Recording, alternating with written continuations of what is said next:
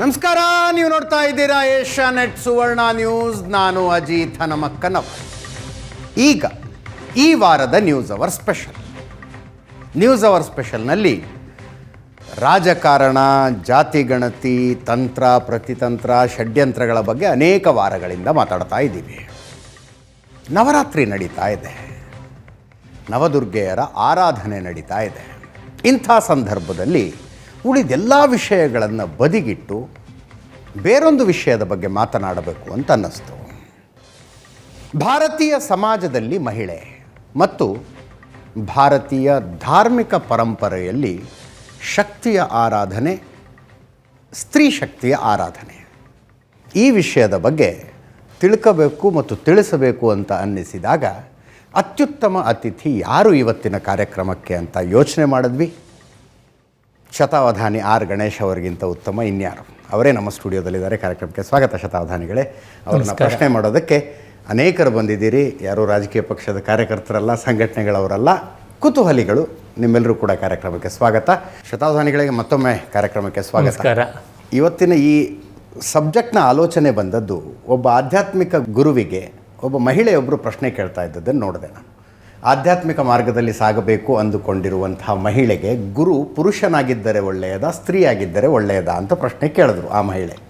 ಅದಕ್ಕೆ ಆಧ್ಯಾತ್ಮಿಕ ಗುರುವಾದಂಥವ್ರು ಹೇಳಿದ್ದು, ನಿಮಗಿನ್ನೂ ಗಂಡು ಹೆಣ್ಣಿನ ಭೇದ ಕಾಣಿಸ್ತಾ ಇದೆ ಅಂದರೆ ನೀವು ಆಧ್ಯಾತ್ಮ ಮಾರ್ಗದಲ್ಲಿ ಮುಂದುವರಿಯೋದಕ್ಕೆ ಇನ್ನೂ ತಯಾರಾಗಿಲ್ಲ ಅಂತ ಅರ್ಥ ಅಂತ. ನನಗದು ಕರೆಕ್ಟ್ ಅನ್ನಿಸ್ತು. ಗುರುವನ್ನು ಆರಿಸಿಕೊಳ್ಳುವಾಗ ಗಂಡು ಹೆಣ್ಣು ಅಂತ ನೋಡಬಾರ್ದು, ಆದರೆ ದೇವರ ವಿಷಯದಲ್ಲೇ ಗಂಡು ಹೆಣ್ಣು ಅಂತಿದೆಯಾ ಅಂತ. ಆ ಕಾರಣಕ್ಕೆ ಇವತ್ತಿನ ಕಾರ್ಯಕ್ರಮ ಬಹಳ ಒಳ್ಳೆಯದು. ವಸ್ತುತಃ ನಮ್ಮ ಪರಂಪರೆಯಲ್ಲಿ ಸ್ತ್ರೀ ಪುರುಷ ಇರಲಿ, ಜಡ ಮತ್ತು ಚೇತನ ಅಂತನ್ನುವ ಭೇದಗಳು ತುಂಬ ಸಾಪೇಕ್ಷ ಅಂತಿರತಕ್ಕಂಥದ್ದು. ನಾಮರೂಪಗಳೇ ತುಂಬ ಸಾಪೇಕ್ಷ. ನಮಗೆ ಯಾವುದೇ ಒಂದು ವಸ್ತು ಗುರುತಾಗೋದು ಹೇಗೆ? ಅದರ ಆಕಾರದಿಂದ, ಅದರ ಹೆಸರಿನಿಂದ. ರೂಪ ಮತ್ತು ನಾಮ ಇವೆರಡೂ ಸೇರಿದಾಗ ನಮಗೆ ನಾಮರೂಪಗಳಿಂದ ಒಂದು ಸ್ಪಷ್ಟತೆ ಗೊತ್ತಾಗುತ್ತದೆ ಅಂತ. ಯಾವುದೋ ಹೋಟೆಲ್ಗೆ ಹೋಗಿರ್ತೀವಿ, ಒಂದು ತಿಂಡಿ ತಿಂದಿರ್ತೀವಿ, ಆ ತಿಂಡಿ ಹೆಸರು ಗೊತ್ತಾಗೋಲ್ಲ, ಮತ್ತು ಇನ್ನೊಂದು ಕಡೆ ಹೋಗಿ ಆರ್ಡರ್ ಮಾಡೋಕ್ಕೆ ಗೊತ್ತಾಗೋದಿಲ್ಲ. ತಿಂಡಿ ರೂಪ ನಮಗೆ ಗೊತ್ತಿರುತ್ತೆ, ರುಚಿ ಗೊತ್ತಿರುತ್ತದೆ, ಹೆಸರು ಗೊತ್ತಿರೋಲ್ಲ. ಇನ್ನೊಮ್ಮೆ ಆ ವಿವರಗಳು ಗೊತ್ತಿರೋಲ್ಲ, ಹೆಸರು ಮಾತ್ರ ಗೊತ್ತಿರುತ್ತದೆ. ಹೆಸರು ಗೊತ್ತಿದ್ದು ನಮಗೇನೂ ಮಾಡೋಕ್ಕಾಗಲ್ಲ. ಈ ನಾಮರೂಪಗಳು ಎರಡೂ ಸೇರಿ ಲೋಕ ವ್ಯವಹಾರ. ಆದರೆ ಇದು ಸಾಪೇಕ್ಷ, ಇದು ತಪ್ಪಲ್ಲ, ಆದರೆ ಇದು ಸೀಮಿತ. ಹಾಗಾಗಿ ಅಸ್ತಿ ಭಾತಿ ಪ್ರಿಯಂ ನಾಮ ರೂಪಮಿತ್ಯಂಶ ಪಂಚಕಂ ಆದಿತ್ರಯಂ ಜಗತಃ ಆದಿತ್ರಯಂ ಬ್ರಹ್ಮಣಸ್ತು ದ್ವಿತಯಂ ಜಗತಸ್ತಥಾ ಅಂತ ಸರಸ್ವತಿ ರಹಸ್ಯೋಪನಿಷತ್ತು ಅಂತ ಒಂದು ಉಪನಿಷತ್ತಿನಲ್ಲಿ ಬರೋ ಮಾತು. ಅಂದರೆ ಸತ್ ಚಿತ್ ಆನಂದ, ಇರವು ಅರಿವು ನಲವು, ಇದೇ ಅತ್ಯಂತ ಮುಖ್ಯವಾದದ್ದು. ಆಮೇಲೆ ನಾಮ ರೂಪ. ಇದರೊಳಗೆ ಮೊದಲು 3 ಬ್ರಹ್ಮಸ್ವರೂಪ, ಆಮೇಲೆ 2 ಜಗತ್ಸ್ವರೂಪ ಅಂತ. ಈ ಜಗತ್ತಿಗೂ ಅಧಿಷ್ಠಾನವಾಗಿ ಬೇಸಿಸ್ ಆಗಿರತಕ್ಕಂಥದ್ದು ಆ ಬ್ರಹ್ಮವೇ. ಲಲಿತಾ ಸಹಸ್ರನಾಮದಲ್ಲಿ ಒಂದು ಕಡೆಗೆ ಮಿಥ್ಯಾ ಜಗದ್ ಅಧಿಷ್ಠಾನ ಮುಕ್ತಿದ ಮುಕ್ತಿರೂಪಿಣಿ ಅಂತ. ಈ ಅಪರೆಂಟ್ ಮಿಥ್ಯೆ ಅಂತಂದರೆ ಇನ್ನೇನು ಅಲ್ಲ, ಸಾಪೇಕ್ಷ ಅಂತ, ರಿಲೇಟಿವ್. ಈ ವ್ಯವಹಾರದ ಜಗತ್ತು ತುಂಬ ಸಾಪೇಕ್ಷ, ಅದರೊಳಗೆ ನಿಶ್ಚಯವಾಗಿ ಏನೂ ಹೇಳೋಕ್ಕಾಗ್ತಾ ಇರೋಲ್ಲ. ಅದರ ಅಸ್ತಿತ್ವದ ಆಧಾರದಲ್ಲಿರ್ತಕ್ಕಂಥದ್ದು ಪರತತ್ವ. ಅದು ಸ್ತ್ರೀಯೂ ಹೌದು, ಪುರುಷನೂ ಹೌದು, ನಪುಂಸಕವೂ ಹೌದು, ಅದಕ್ಕೂ ಅತೀತವೂ ಹೌದು ಅಂತ. ಓಂ ತತ್ಸದಿತಿ ನಿರ್ದೇಶ್ಯಂ ಭಗವದ್ಗೀತೆಯಲ್ಲಿ ಬರ್ತದೆ. ಅದು ಓಂ ತತ್ಸತ್ ಅಂತ ಅಂತೀವಿ ಅಂತ ಏನು ಹೇಳೋಕ್ಕೆ ಹೋದರೂ ಅದರೊಳಗೊಂದು ಅಪೂರ್ಣತೆ ಇದೆ. ಹೀಗಾಗಿ ನಮ್ಮ ಪರಂಪರೆಯಲ್ಲಿ ಇದೊಂದು ದೊಡ್ಡ ಅನುಕೂಲತೆ. ಒಮ್ಮೆ ಸ್ವಾಮಿ ಚಿನ್ಮಯಾನಂದರನ್ನು ಯಾರೋ ಕೇಳಿದಾಗ ಸ್ತ್ರೀಯರಿಗೆ ಸ್ಥಾನಮಾನ ಇತ್ಯಾದಿ ವಿಷಯ ಬಂದು, ಮತ್ತು ದೇವತಾ ರೂಪವನ್ನು ಸ್ತ್ರೀ ಅಂತ ಕೂಡ ಒಪ್ಪಿಕೊಳ್ಳಬಹುದಾ ಅಂತ. ಆಗ ಅವರು ಇದೇ ಹೇಳಿದ್ರು, ನಮ್ಮಲ್ಲಿ ಸ್ತ್ರೀ ಪುರುಷ ಇತ್ಯಾದಿ ಸಮಸ್ಯೆಗಳೇ ಇಲ್ಲ, ಏನೂ ತೊಂದರೆ ಇಲ್ಲ ಅಂತ. ಇದನ್ನು ಜನ ಅರ್ಥ ಮಾಡಿಕೊಂಡಷ್ಟು ಒಳ್ಳೆಯದಾಗುತ್ತದೆ. ಮತ್ತು ಜಗತ್ತಿನಲ್ಲಿ ಅತ್ಯಂತ ಸಹಜವಾದ ಅಧ್ಯಾತ್ಮ ಮಾರ್ಗ ಅಂತ ಅನ್ನೋದಿದ್ದರೆ, most natural devotion, most natural religion ಅಂತಿದ್ದರೆ ಅದು ಸನಾತನ ಧರ್ಮ. ಪ್ರಕೃತಿಗೆ ಅಷ್ಟು ನಿಕಟವಾಗಿದೆ, ಅಷ್ಟು ಸಹಜವಾಗಿದೆ ಎನ್ನುವುದು ಇದೇ ಕಾರಣದಿಂದ ಅಂತ ಗೊತ್ತಾಗುತ್ತದೆ. ಅವಿರೋಧ ನೋಡಿ, ವೇದಗಳಲ್ಲಿಯೇ ನಮಗೆ ಈ ಸ್ತ್ರೀ ಪುರುಷ ಇವೆಲ್ಲ ಸಂಕೇತಗಳನ್ನು ಇಟ್ಕೊಂಡು ಅದನ್ನು ಮೀರ್ತೀವಿ. ಭೂಮಿಯನ್ನು ಸ್ತ್ರೀ ಅಂತಂದ್ವಿ, ಆಕಾಶವನ್ನು ಪುರುಷ ಅಂತಂದ್ವಿ, ದ್ಯಾವ ಪೃಥಿವಿ ಅಂತ. ಆ ದ್ಯೌ ಶಬ್ದ, ಆಕಾಶ ಶಬ್ದ ಸ್ತ್ರೀಲಿಂಗದಲ್ಲಿದೆ ಸಂಸ್ಕೃತದಲ್ಲಿ. ಮತ್ತು ವೇದಗಳಲ್ಲಿ ಅದಿತಿ ಅಂತ ಇವತ್ತು ನಮ್ಮ ಉತ್ತರ ಕರ್ನಾಟಕದಲ್ಲಿ ಎಲ್ಲಮ್ಮ ಅಂತ ಆರಾಧನೆ ಮಾಡ್ತಾರಲ್ಲ, ಎಲ್ಲಮ್ಮನ ಮೂಲನ ಅದಿತಿಯಲ್ಲಿ ನಾವು ನೋಡ್ತೀವಿ. ಲಜ್ಜಾಗೌರಿ ಅಂತ ಮಹಾರಾಷ್ಟ್ರದಲ್ಲಿ, ಉತ್ತರ ಕರ್ನಾಟಕದಲ್ಲಿ ಅನೇಕ ಕಡೆಗಳಲ್ಲಿ ಲಜ್ಜಾಗೌರಿ ವಿಗ್ರಹಗಳೆಲ್ಲ ಇವೆ. ಅದು ಅದಿತಿಯ ಆರಾಧನೆಯೇ ಆಗಿದೆ. ಮಾತೃತ್ವ ಸ್ವರೂಪಿಣಿ, ಮಾತೃತ್ವ ಕಾರಿಣಿ ಅಂತ ಈ ಅಂಶವನ್ನು ಜಗತ್ತಿನ ಎಲ್ಲ ಪ್ರಾಚೀನ ಮತಗಳಲ್ಲಿ ನೋಡ್ಬೋದು. ಪ್ರಾಚೀನ ಆರಾಧನಾ ಪದ್ಧತಿಗಳಲ್ಲದು ಗ್ರೀಸ್ ಇರ್ಬೋದು, ರೋಮ್ ಇರ್ಬೋದು, ಈಜಿಪ್ಟ್ ಇರ್ಬೋದು, ಅಕ್ಕಾಡಿಯಾ, ಸುಮೇರಿಯಾ, ಬ್ಯಾಬಿಲೋನಿಯಾ, ಇತ್ತ ಕಡೆಗೆ ಜಪಾನ್ವರೆಗೂ ಎಲ್ಲೆಲ್ಲಿಯೂ ಕೂಡ ನಾವು ನೋಡ್ತೀವಿ, ಅದನ್ನು ಕಾಣ್ತೀವಿ. ಅದಿತಿಯ ಆರಾಧನೆ, ದೇವಮಾತೆ ಅದಿತಿ ಅಂತ. ಮತ್ತು ಸರಸ್ವತಿಯನ್ನು ನದಿಯಾಗಿ, ತಾಯಿಯಾಗಿ, ವಾಗ್ರೂಪಿಣಿಯಾಗಿ, ದೇವತೆಯಾಗಿ ಕೂಡ ನೋಡಿರುವಂಥದ್ದು ಋಗ್ವೇದದಲ್ಲೇ ನಾವು ಕಾಣ್ತೀವಿ. ಅಂದರೆ ಎಲ್ಲ ನದಿಗಳನ್ನು ನಮ್ಮಲ್ಲಿ ಸ್ತ್ರೀರೂಪವಾಗಿ ಕಂಡಿರುವಂಥದ್ದನ್ನು ನಾವು ನೋಡ್ತೀವಿ. ಎಲ್ಲ ನದಿಗಳನ್ನು ಆರಾಧನೆ ಮಾಡಿದ್ದಾರೆ. ಹಾಗೆ ಬಳ್ಳಿಗಳನ್ನು, ಕಾಡನ್ನು ಅರಣ್ಯಾನಿ ಅಂತ, ಈಗ ಬನಶಂಕರಿ ಅಂತೀವಿ, ವನದುರ್ಗೇರು ಅಂತೀವಿ, ಅದಕ್ಕೆ ಮೂಲ ವೇದದಲ್ಲಿ ಬರ್ತಕ್ಕಂಥ ಅರಣ್ಯಾನಿ. ಹಗಲು ಕೆಂಪಾಗ್ತಾ ಇದ್ದಂತೆ ಉಷೋದೇವಿ, ಆ ಕೆಂಪು ಅರುಣರಾಗ, ಅದನ್ನು ಉಷಾದೇವಿ ಅವಳ ಅತ್ಯಂತ ಸುಂದರವಾದ ನರ್ತಕಿ ಕುಣಿದಾಡಿಕೊಂಡು ಬರ್ತಾಳೆ. ಕೆಂಪಗಿರ್ತಕ್ಕಂಥ ಎತ್ತುಗಳಿಗೆ, ಗೀರ್ ಜಾತಿಯ ಎತ್ತುಗಳ ಮೇಲೆ ಸಂಪತ್ತಿಯನ್ನು ಹೊತ್ತುಕೊಂಡು ಬಂದು ಜನರಿಗೆ ವಿತರಣೆ ಮಾಡ್ತಾಳೆ ಅಂತ ಹೇಳ್ಬಿಟ್ಟು ಕೊಂಡಾಡ್ತಾರೆ ವೇದರ್ಶಿಗಳು, ಋಗ್ವೇದದಲ್ಲೇ ಕಾಣಿಸುತ್ತೆ. ಹಾಗೆ ರಾತ್ರಿಯೂ ದೇವತೆ ಅಂತ, ರಾತ್ರಿಯ ಭಯದಿಂದ ನಮ್ಮನ್ನು ಕಾಪಾಡು ಅಂತ ಪ್ರಾರ್ಥನೆ ಮಾಡುವಂಥ ರಾತ್ರಿ ಸೂಕ್ತಗಳು ಬರ್ತವೆ. ಹೀಗೆ ಪ್ರಕೃತಿಯನ್ನು ಸ್ತ್ರೀಯಾಗಿ ಆರಾಧನೆ ಮಾಡುವುದು, ಸಂಸ್ಕೃತಿಯನ್ನು ಸ್ತ್ರೀಯಾಗಿ ಕಾಣುವುದು. ಈಗ ಒಂದು ನೇಗಿಲು ಕಟ್ಟಿ ಮೊದಲ ಬಾರಿಗೆ ಉಳುವುದಿದೆಯಲ್ಲ, ಮೊದಲ ಮಳೆ ಆದ ತಕ್ಷಣ ಅದಕ್ಕೆ ಸೀತಾ ಯಜ್ಞ ಅಂತ ಇದೆ. ಸೀತೆಯ ಸಂಕೇತ ಅಲ್ಲಿಂದ ನೇಗಿಲ ಗೆರೆಯನ್ನು ಸೀತಾ ಅಂತ ಕರಿತೀವಿ. ಸೀತಾ ಯಜ್ಞದಿಂದ ನೇಗಿಲು ಕಟ್ಟೋದೊಂದು. ಅಂದರೆ ಬದುಕಿನ ಜೊತೆಗೆ ಈ ಸೇಕ್ರೆಡ್ ವುಮನ್ ಅಂತ ಈಗ ದೊಡ್ಡದಾಗಿ ಹೇಳ್ತಿದ್ದಾರಲ್ಲ, ಅದನ್ನು ಅಷ್ಟು ಚೆನ್ನಾಗಿ ಇಟ್ಕೊಂಡಿರುವಂಥದ್ದನ್ನು ನಾವು ಕಾಣ್ತೀವಿ. ಮತ್ತು ಇದು ಎಲ್ಲ ಮತಗಳಲ್ಲೂ. ಈಗ ಬುದ್ಧ ಜಾತಕ ಕಥೆಗಳಲ್ಲಿ ಅವನು ಯಾವ್ಯಾವೆಲ್ಲ ಜೀವರಾಶಿಗಳಲ್ಲಿ ಹುಟ್ಟಿದ, ಪಕ್ಷಿಯಾಗಿ ಹುಟ್ಟಿದ, ಪ್ರಾಣಿಯಾಗಿ ಹುಟ್ಟಿದ, ಮರವಾಗಿ ಹುಟ್ಟಿದ, ಹೆಣ್ಣಾಗಿ ಹುಟ್ಟಿದ, ಹಾಗೇನೆ. ಇನ್ನು ನಾವು ನೋಡಿದ್ರೆ ನಮಗೆ ಮಲ್ಲಿನಾಥ ಪುರಾಣದಿಂದ ಗೊತ್ತಾಗುತ್ತದೆ. ಒಂದು ಶ್ವೇತಾಂಬರ, ದಿಗಂಬರ ಅಂತ ಎರಡು ಜೈನ ಪಂಥದಲ್ಲಿ, ಇದರಲ್ಲಿ ಒಬ್ಬರ ಪ್ರಕಾರ ತೀರ್ಥಂಕರಲ್ಲಿ ಸ್ತ್ರೀಯೂ ಇದ್ದಾಳೆ ಅಂತ, ಮತ್ತು ಸಾಧ್ವೀರನ ಶ್ವೇತಾಂಬರ ಪರಂಪರೆಯಲ್ಲಿ ಒಪ್ಕೊಂಡು ಇರ್ತಕ್ಕಂಥದ್ದು ನೋಡಿದ್ದೀವಿ. ಅಂದರೆ ಹೀಗೆ ಸ್ತ್ರೀತ್ವಕ್ಕೆ ಹೀನತೆಯನ್ನು ಆರೋಪಿಸ್ತಕ್ಕಂಥದ್ದು ಯಾವುದೋ ಒಂದು ಸಂಕುಚಿತವಾದ ಸೆಕ್ಸಲ್ಲಿರಬಹುದು, ನಾನು ಇಲ್ಲ ಅನ್ನಲಾರೆ. ಆದರೆ ಅದನ್ನು ಮೀರಿಸುವಂತೆ ಅದ್ಭುತವಾದ ಮನೋವಿಶಾಲ್ಯವನ್ನು ನೋಡ್ತೀವಿ. ವೇದಗಳನ್ನು ಸ್ತ್ರೀಯರು ಓದಬಾರ್ದು, ಮಾಡಬಾರ್ದು ಅಂತಾರಲ್ಲ, ಅದು ಕೂಡ ಪ್ರಶ್ನಾರ್ಹ ಅನ್ನೋದಕ್ಕೆ ಬೇಕಾದಷ್ಟು ಪುರಾವೆ ಇದೆ. ಸ್ವಯಂ ವೇದಗಳಲ್ಲಿಯೇ 33ಕ್ಕೂ ಹೆಚ್ಚು ಜನ ಋಷಿಕೆಯರು ಕಾಣ್ತಾರೆ. ಆಕೆ ವಿಶ್ವವಾರ ಇರಬಹುದು, ಶಶ್ವತಿ ಇರಬಹುದು, ಅಂಬ್ರಣಿ ಇರಬಹುದು, ಮತ್ತು ತಿರ್ಗಾ ನಮ್ಮ ಲೋಪಾಮುದ್ರಾ ಇರ್ಬೋದು, ಅಥವಾ ಆತರೆಯ ಅಪಾಲ ಇರ್ಬೋದು. ಈ ಥರ ಅನೇಕರಿದ್ದಾರೆ. ಉರ್ವಶಿ ದೇವವೇಶಿಯೇ, ಅವಳು ವೇದ ಋಷಿಕೆಯಾಗಿದ್ದಾಳೆ. ನದಿಯಾಗಿ ಹರಿದಂಥವಳು ಯಮುನಾ ನದಿ, ಯಮಿ, ಅವಳು ಋಷಿಕೆಯಾಗಿದ್ದಾಳೆ. ಅಂಬ್ರಣಿ ದೇವಿ, ಅವಳು ನಾನು ಅಹಂ ಬ್ರಹ್ಮಾಸ್ಮಿ ಸ್ವರೂಪಿಣಿಯಾಗಿದ್ದೀನಿ, ಅಹಂ ಮನುರಭಂ ಅಹಂ ಪ್ರಜಾಪತಿ, ನಾನು ಸರ್ವವೂ ಆಗಿದ್ದೀನಿ, ನಾನು ರಾಷ್ಟ್ರ ಸಂಗಮನಿಯಾಗಿದ್ದೀನಿ, ಮಹಾಶಕ್ತಿಯಾಗಿದ್ದೀನಿ ಅಂತೆಲ್ಲ ಹೇಳ್ತಾಳೆ. ಅಂದರೆ ಎಷ್ಟು ದೊಡ್ಡದು, ನಾನು ಎಲ್ಲವನ್ನು ನಿರ್ಮಾಣ ಮಾಡಬಲ್ಲೆ ಅಂತನ್ನುವ ಆತ್ಮಸ್ವರೂಪಿಣಿಯಾಗಿ ಕಾಣಿಸ್ಕೋತಾಳೆ. ವಾಗ್ದೇವತೆ ಅಂತ ನಾವು ಹಾಗೆ ಅವಳನ್ನು ಆರಾಧನೆ ಮಾಡ್ತೀವಿ. ಈ ಥರ ಬೇಕಾದಷ್ಟು ಅಲ್ಲಿಂದ ನಮಗೆ ಗೊತ್ತಾಗುತ್ತದೆ. ಉಪನಿಷತ್ತಲ್ಲಿ ನೋಡಿದ್ರೆ, ಕೇನೋಪನಿಷತ್ತಿನಲ್ಲಿ ದೇವತೆಗಳಿಗೆಲ್ಲ ರಾಕ್ಷಸರ ಮೇಲೆ ವಿಜಯ ಸಾಧಿಸಿಬಿಟ್ವಿ, ಅಸುರಶಕ್ತಿಗಳ ಮೇಲೆ ಸುರಶಕ್ತಿಗಳು, ಸಚ್ಛಕ್ತಿಗಳು, ಒಳ್ಳೆಯ ಶಕ್ತಿಗಳು ಜಯ ಸಾಧಿಸೋದು ಅಂತ ಒಂದು ಹೆಮ್ಮೆಯಿಂದ ಒಂದು ಉತ್ಸವ ಮಾಡ್ತಾರೆ. ವಸ್ತುತಃ ನವರಾತ್ರ ಬಂದದ್ದೇ ಹಾಗೆ, ಆ ಹೆಮ್ಮೆಯ ವಿಜಯೋತ್ಸವ. ಇದು ಕ್ಷಾತ್ರ ಪೌರುಷವನ್ನು ಹೇಳ್ತಕ್ಕಂಥ ಉತ್ಸವ. ಆಗ ಇದಕ್ಕಿದ್ದಂತೆ ಒಂದು ಯಾವುದೋ ಅಗೋಚರವಾದ ಶಕ್ತಿ ಬಂದು ಎಲ್ಲರನ್ನೂ ಚಾಲೆಂಜ್ ಮಾಡ್ತಾ ಇದೆ ಅಂತ ಗೊತ್ತಾಗಿ, ಮೊದಲು ವಾಯು ಹೋಗ್ತಾನೆ, ಅಗ್ನಿ ಹೋಗ್ತಾನೆ.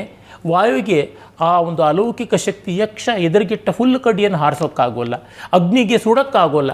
ಆಗ ಇಂದ್ರ ಹೋಗ್ತಾನೆ, ನೋಡಿದ್ರೆ ಅಲ್ಲಿ ಹೈಮವತಿ, ಕಾತ್ಯಾಯಿನಿ ಹೈಮವತಿ ಇದ್ದಾಳೆ. ಅವಳು ಅಂದರೆ ಹಿಮವಂತನ ಮಗಳು ಪಾರ್ವತಿ ಇದ್ದಾಳೆ. ಅವಳು ಹೇಳ್ತಾಳೆ, ನೀವೆಲ್ಲ ಗೆದ್ದಿದ್ದು, ಪರಮಾತ್ಮ ಗೆದ್ದದ್ದು, ಬ್ರಹ್ಮವಸ್ತು ಗೆದ್ದಿದ್ದು, ನಾ ಅದರ ಶಕ್ತಿ ಸ್ವರೂಪಿಣಿಯಾಗಿದ್ದೀನಿ ಅಂತ. ಈ ಥರ ಅಲ್ಲಿಂದ ನಾವು ನೋಡ್ತೀವಿ.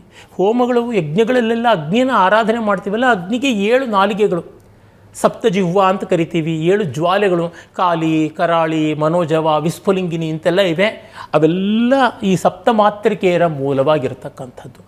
ಹೀಗೆ ನಮ್ಮಲ್ಲಿ ಕನ್ಯಾ ಪೂಜೆ ಅಂತನ್ನಿ, ಬಾಲಿಕಾ ಪೂಜೆ ಅಂತನ್ನಿ, ಷೋಡಶಿ ಪೂಜೆ ಅಂತನ್ನಿ, ಅವುಗಳೆಲ್ಲದರ ಮೂಲದಲ್ಲಿರುವುದು ಅದೇ.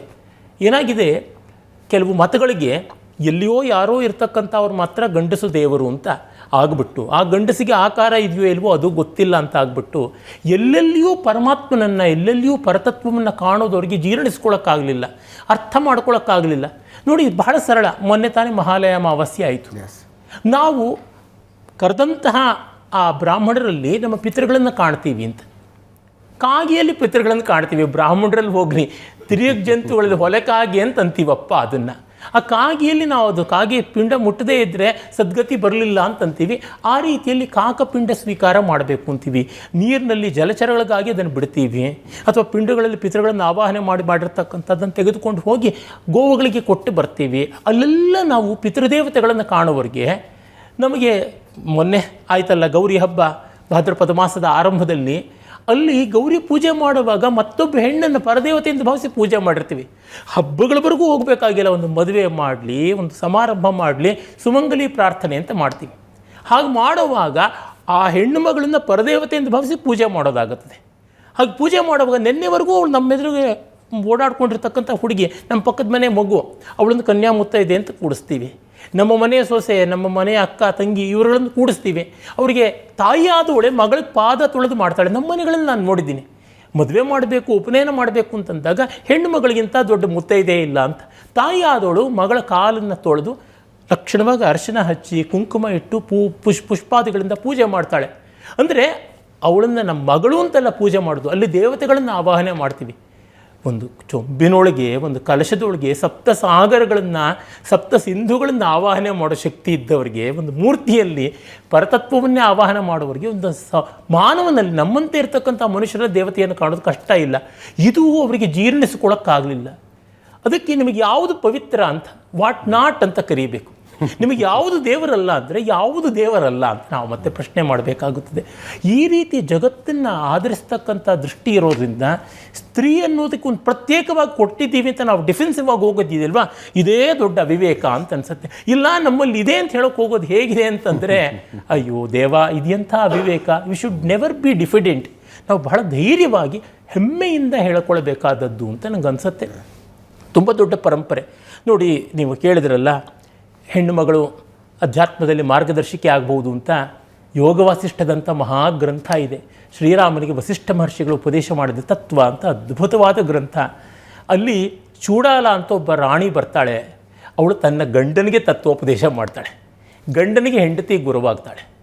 ಹಾಗೆ ಹೆಂಡತಿ ಗಂಡ ಗುರುವಾಗ್ತಕ್ಕಂಥದ್ದು ಬೃಹದಾರಣ್ಯಕೋಪನಿಷತ್ನಲ್ಲಿ ಯಾಜ್ಞವಲ್ಕ್ಯ ಮಹರ್ಷಿಗಳು ಹೆಂಡತಿ ಮೈತ್ರಿ ಬ್ರಹ್ಮವಾದಿನಿಗೆ ಗುರುವಾಗಿ ಅಧ್ಯಾತ್ಮ ಮಾರ್ಗದರ್ಶನ ಮಾಡ್ತಾರೆ.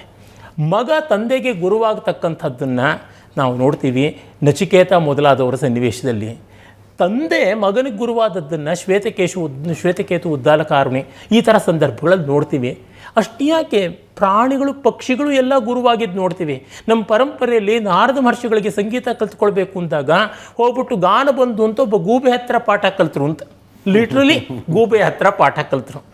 ಅಂದರೆ ಅಪ್ಯಗ್ರಾಹ್ಯಂ ಸುಭಾಷಿತಂ ಬಾಲಾದಪಿ ಶುಕಾದಪಿ, ಅಪ್ಯಗ್ರಾಹ್ಯಂ ಕುಭಾಷಿತಂ ಬಾಲಾದಪಿ ಶುಕಾದಪಿ. ಒಳ್ಳೆಯ ಮಾತು ಗಿಳಿಯಿಂದ ಬಂದರೂ ಕೇಳಬೇಕು, ಎಳೆ ಮಗುವಿಂದ ಬಂದರೂ ಕೇಳಬೇಕು. ಕೆಟ್ಟ ಮಾತು ಬಾಲಸುಬ್ರಹ್ಮಣ್ಯ ಸ್ಕಂದ ಸುಬ್ರಹ್ಮಣ್ಯ ಬ್ರಹ್ಮಜ್ಞಾನಿಗಳೆಲ್ಲ ಅಗ್ರಗಣ್ಯ ಹೇಳಿದ್ರು ಕೇಳಬಾರ್ದು, ಶುಕಮಹರ್ಷಿ ಹೇಳಿದ್ರು ಕೇಳಬಾರ್ದು ಅಂತ ಇದೆ. ಈ ವಿವೇಕವನ್ನು ಕೊಟ್ಟೇ ಇದೆ. ಪ್ರಕೃತಿಯನ್ನು ಹೆಣ್ಣಾಗಿ ಆರಾಧಿಸುವುದು ಐ ಕ್ಯಾನ್ ಅಂಡರ್ಸ್ಟ್ಯಾಂಡ್. ಅಲ್ಲೊಂದು ಸೌಂದರ್ಯ ಇದೆ, ಲಾಲತ್ಯ ಇದೆ.